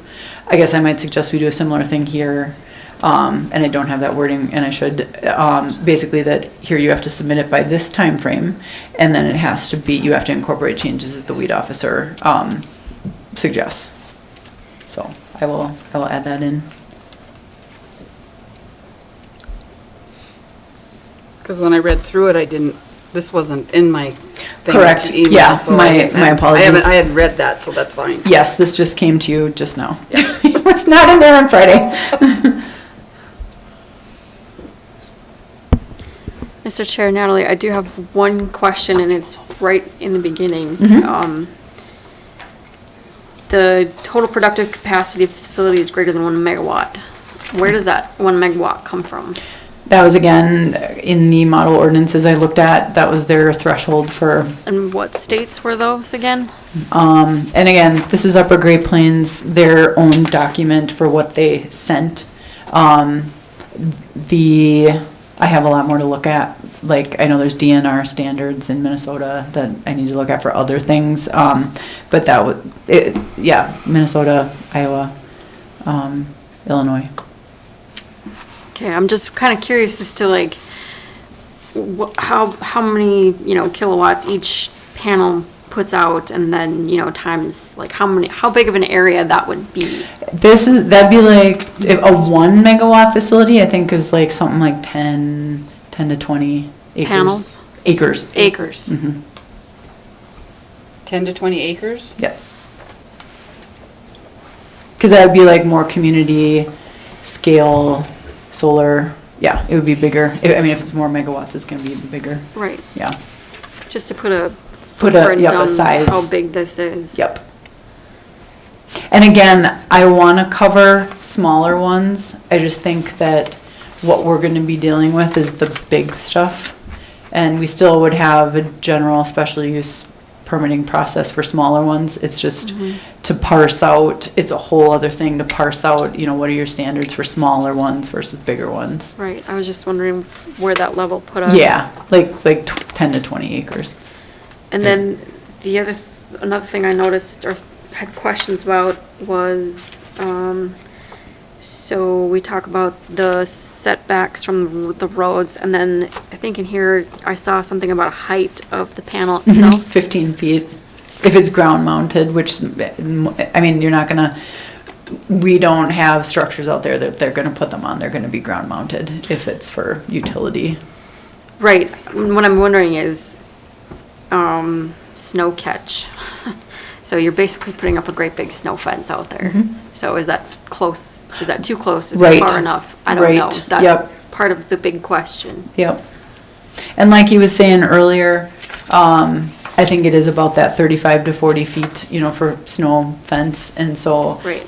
you know, if you got 150 feet from the right of way, that's far enough away theoretically that, you know, it shouldn't make a difference. Right, theoretically. Theoretically, yeah. I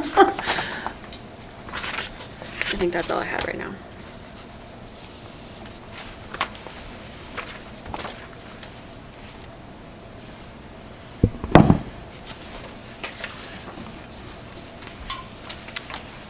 Anything else for Natalie?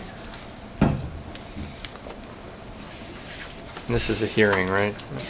You haven't, I don't think you opened it yet. No, I think you haven't. were. I was just making sure. Oh, it yeah. was not Yeah. just a, yeah, okay. I will then go ahead and open the public hearing. Don, anything you'd like to speak on? Okay.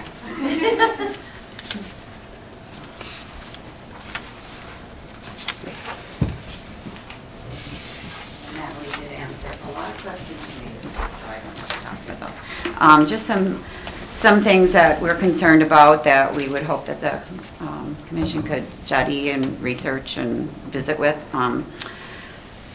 The very starting thing that she talked about, and you're talking about that 15% of the prime land. I know that, like, the USDA Ag Secretary for Public Lands, they are saying no more prime land, 0% prime land is going into solar and wind. I read a lot of ordinances statewide, or not, I'm sorry, not statewide, but nationwide, on counties that have ordinances for solar power, and their prime ag is mostly capped at 2%. A lot of them, the states have 0% for prime ag. There were a few that had 6 or 7. There was one that had 10%, and everybody was in an uproar, and they said that was just too many acres for that state. And that was like an overall for, some of them were for the county, some of them were for the overall. Some overall states have a capped number on capping the total number, the percentage of all ag land that can be used, and some of them have caps on prime ag land that can be used. So they are limiting the number of acres that can be used for solar, because realistically, I mean, our trade deficit is terrible. I mean, we import way more food than we export. It's horrible, and this is part of the reason why. That, you know, it's not just solar, but that is taking a big part of it, and it's taking a big part of it because they're able to pay farmers 10, 20 times the cash rent they're getting for it. So if they get an opportunity, they grab it. But we're losing all of our egg production. And states are now limiting it, counties are limiting it to very, very low percentages for prime egg. And then some are also limiting it for all egg. So I think it's something that everybody should try and look at other ordinances elsewhere and give you a better idea on what to do with Morton County. Let's see. Hey Don, can I Sure. maybe just kind of like to? You're the only one here, so let's have a discussion. Okay. So I'm not that familiar with the prime ag. I mean, I'm familiar with the NRCS classifications, but not especially this one. So Jackie, you might have input on this. You probably know more. I guess my question is, like, is it more of a spectrum, like, or like potentially 0% prime, but then if you fall below the score of 52, then unlimited? Right. So like that. See, that's what I'm reading here, and that's why, you know, like I said, some states will limit their prime egg and all total egg acres. Sure. And some will just limit the egg or the prime egg only. So you know, it's a matter of what you have going on in your community, in your state, and how much your ag land is being taken up by other things, or how much ag land you're losing, because a lot of it's being lost to new housing developments, or towns growing, other kinds of industry. So I think it's important that each county and each state look at what they have available for ag and how much it's diminished.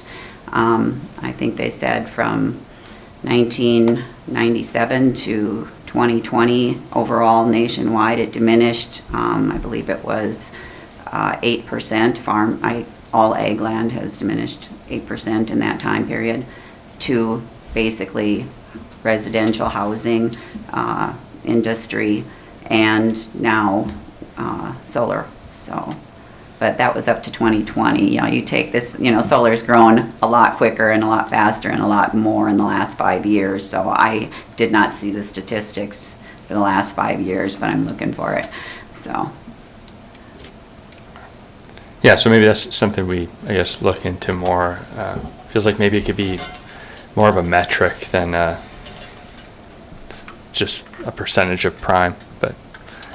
A metric like? Lost productivity, something like that. Well, right? and that's what they Like- said, it's not necessary, and what some of the people that, you know, like from the USDA have said, it's not necessarily the loss of acres, it's the loss of productive quality land that is being pulled out of production. Right, because that's what I'm, like, Yeah. so we would say, we can't, let's just say it, we switched 15 to 0%. So we'd say you can't decommission any with a score of 52 or higher, but a project could come in and take 25,000 acres of land out of commission that scores a 51. And so.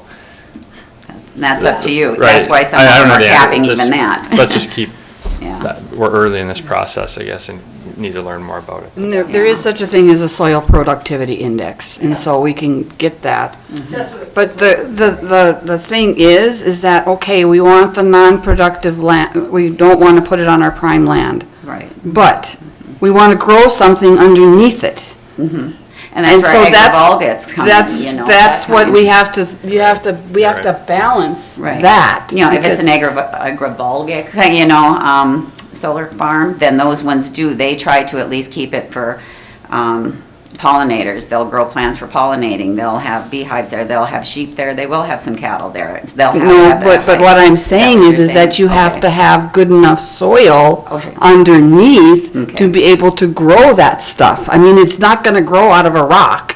You're still gonna. I've seen some crazy stuff growing. Well, I have too, Jackie. yes. I have seen pine trees, yes, and you're in the mountains, yes. But that's the thing, is that we have to balance that. And I'm not saying I'm for or against this. And then, but- and if it's a solar farm that is going to continue to grow things underneath it, and it is good soil, it's gonna be used for that, that's one thing, but there's a lot of places where they just wipe everything out, it's solid dirt, it's solid gravel, it's solid rock, and they don't ever use it for production ever again, because they've compacted it down so hard, nothing could grow there. So that's something else you need to look at and see what kind of work are they going to do. I know you have like low impact listed in here, so that they would not be able to remove so much of the topsoil. So, you know, those would help to, you know, safeguards against that happening in Morton County. But there are places where the land is just useless. Well, some of those ones that I saw in the southwest, I mean, it takes 40 acres to run a cow, so that land is. Yeah, and that's why I like- say deserts are the great place, because they got a lot of sun and there's sand already underneath it. That's why deserts are really good places. So, but yeah, there's a lot to look at there when you want to determine. It's a big issue, and that's something for you guys to decide, do the research, but it is a big issue. Let's see, and then down in the equipment part, just a couple minor things. What page are you on, Dawn? Or I'm you sorry, just- page one, I'm still on page one. You're on still page one? I'm still on Okay. page one on C1E, where it says list of major equipment proposed. I know like in the DAC ordinance, we also included in there to include specific specs related to impacts such as noise toxins. So I was wondering if that could be put in there, because some of their equipment will have that. That's something I think would be good for reasons of later on. I want to talk about noise that they can actually, the solar farms do actually create, and the toxins that can actually come off the panels, and I guess that's why I was wanting that in there. And then the other thing right above it, number D, description of any structures to be built for the purpose of each. There's a lot of solar farms that now have battery storage, the BESs, because they're keeping backups of battery power there. So if they are going to have those as part of the solar farm, we don't have an ordinance yet for those. And so I was just wondering how that would be addressed if somebody wanted to put up a solar farm before that ordinance got passed for battery energy supply systems. Yeah, I know it's on the list. But that's what a lot of them are doing with the larger scale ones, so that's something that needs to be kept in mind. And then going to page 2, I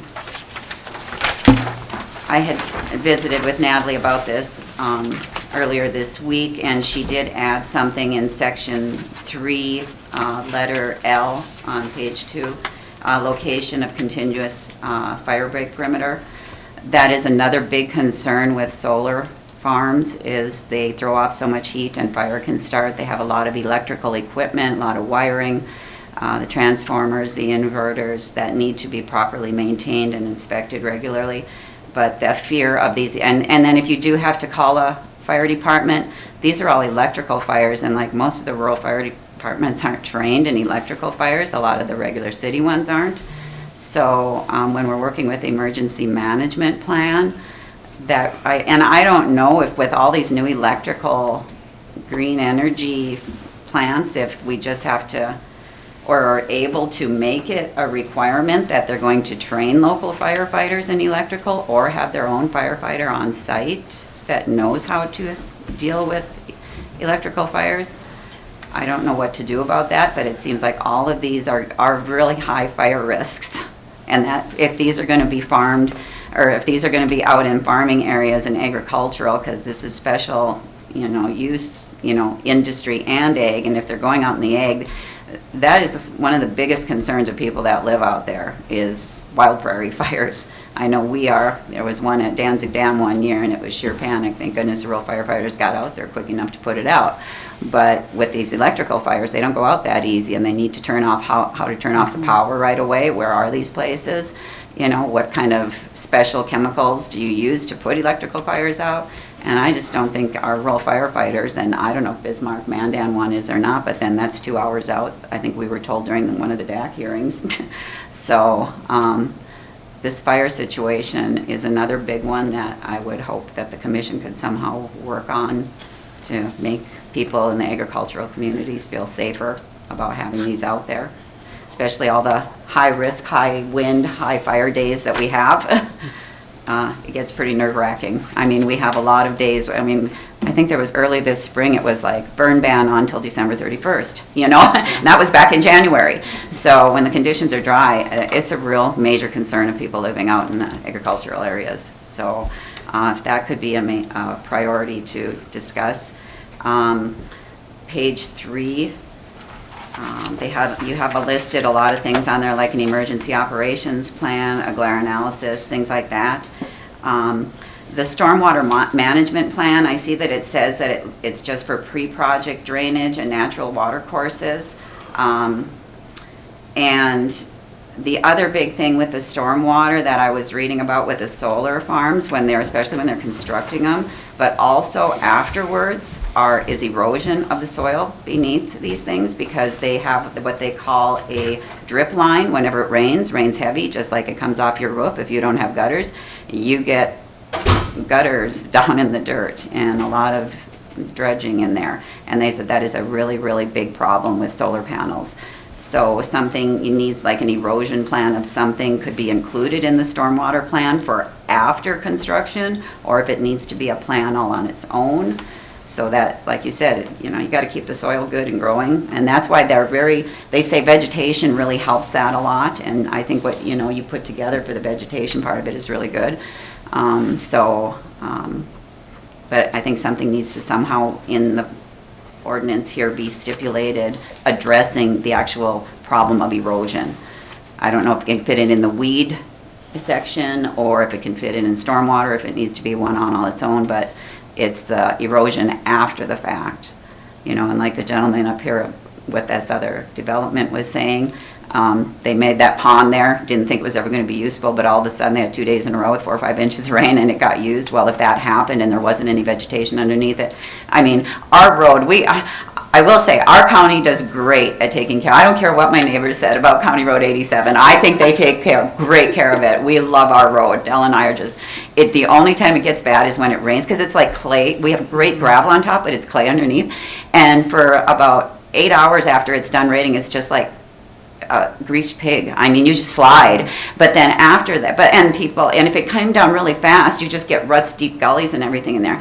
But they repair it very quickly. We love the guys that take care of our road. Okay, County Road 87, they do an awesome job. But if this happened out in the fields, out in, the cropland or something, and there was erosion like that coming off of these panels, and it's just pouring down on there, it's going to wash away a lot of that land. So the stormwater plan, I think, needs to be more than just the pre-project stuff. So, another big issue. Just, it's not that it's only for that part, it's just to preserve that. Oh, okay. Oh, gotcha. Okay, yeah. She has to explain a lot of things to me. I don't understand the terminology. Thanks. So that was a big thing there. And then also with the stormwater management plan, somehow I had mentioned to Natalie about they have a lot of studies out now, and I had, like the Department of Energy, U.S. Department of Energy, MIT, University, some other ones. These panels are very inefficient if they get dirty, they get dusty. You talked about the snow. The snow on the panels has to be cleaned off, or they are getting zero energy out of it. It said that it can reduce it. Let's see. It says solar power is expected to reach 10% of global power generation by 2030, but the accumulation on dust and solar panels is already a significant issue and can reduce the output of the panels by as much as 30% in 1 month. They said, but cleaning solar panels currently is estimated to use $10 billion or 10 billion gallons of water per year, and that's worldwide. But so now they're doing a lot of different kind of methods of cleaning. They have actual cleaning companies that come out and contract out to clean these solar panels. But they're saying the contamination from dust, debris, bird droppings, ice, snow, for these things to function, and even the Department of Energy said they have averaged out a 7% loss of energy when they are not kept clean. The Sierra Club said that it could reduce it 15 to 25% according to the National Renewable Energy Lab. So the numbers vary, but it definitely reduces the amount of energy that they're trying to create out of it just by the panels getting covered by things. So I was wondering if there could be like a cleaning plan, something or other, or just so that it doesn't contain toxins, because some of the panels, the cleaners can contain toxins, and if that runs off in the stormwater, that can cause contamination in the soil and in the wildlife that might be drinking the water. So that's another item that's a big issue to think about. Let's see.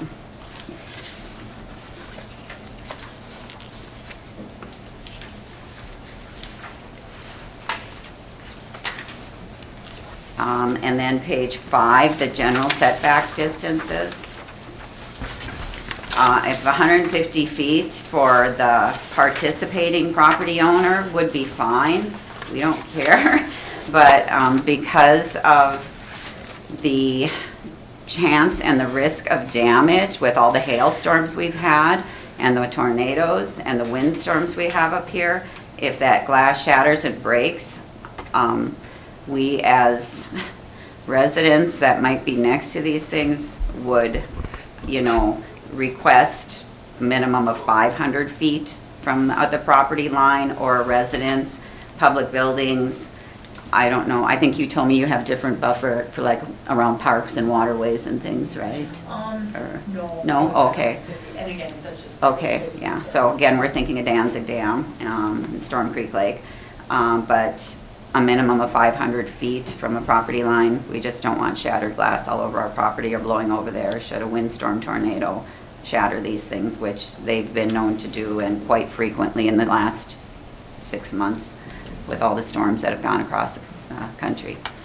But that's, something to think about again. And the last thing that I would like to bring up is noise analysis. I see we didn't have anything in that other than, let's see, you did have one section here.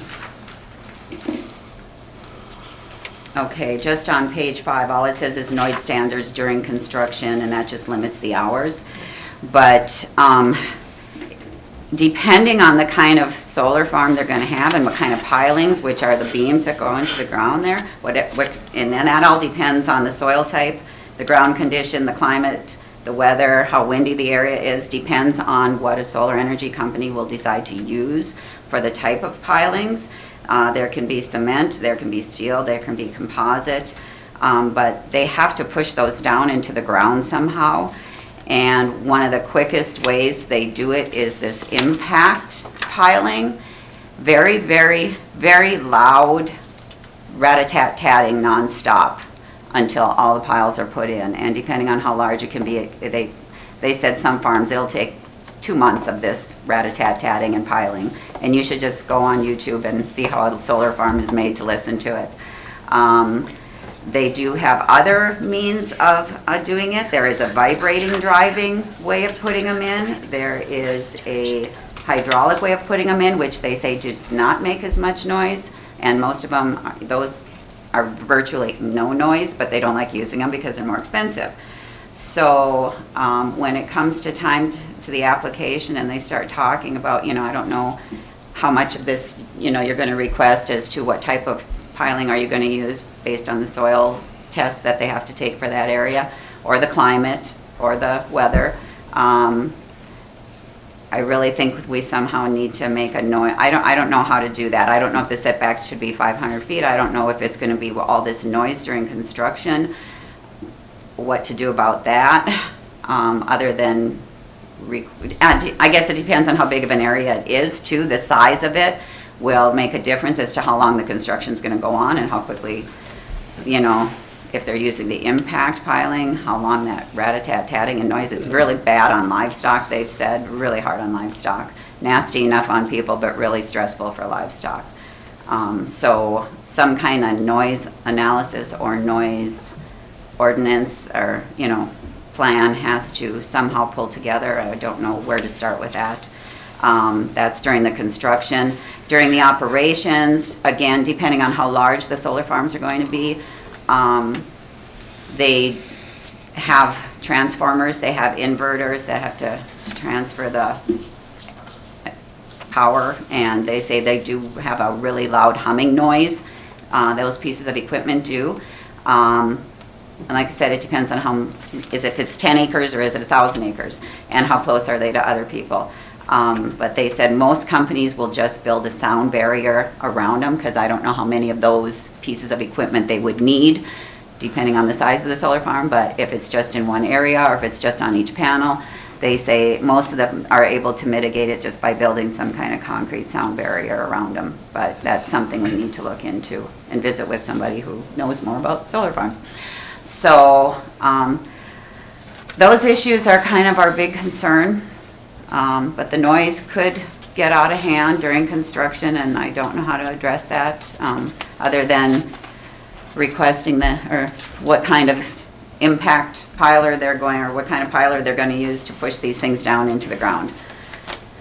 Some of them, they said, if the harder the soil, in the rockier areas, if they go down, those ones really have to use the impact drivers, and they have to use concrete piles. And other ones, the ground is really soft, and they can use the hydraulic ones that don't make any sound at all. So it depends on the soil that they're putting it into and what they choose to use. So, okay, that's all. Thanks, Dawn.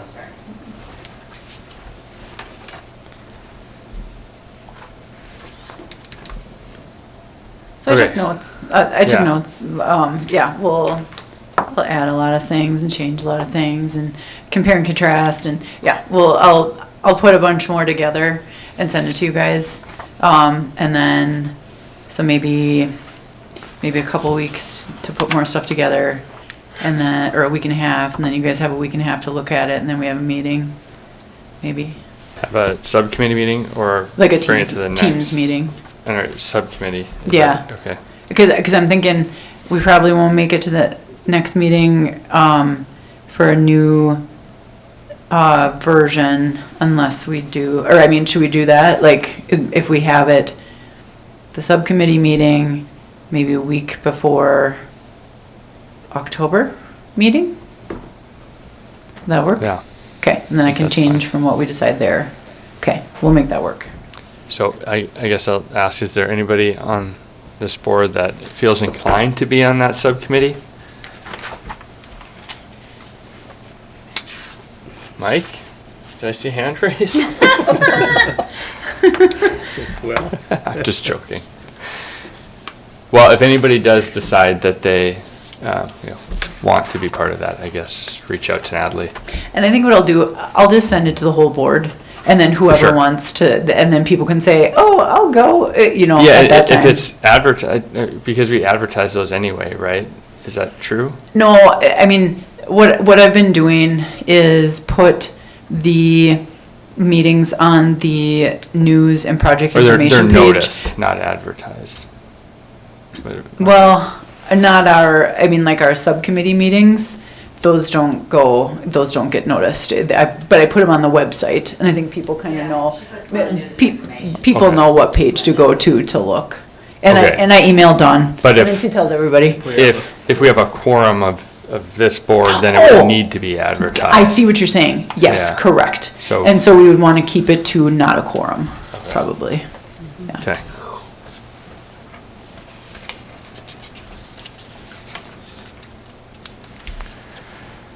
Okay, so that's what I'll do. I'll just aim to get you a draft the week before the meeting.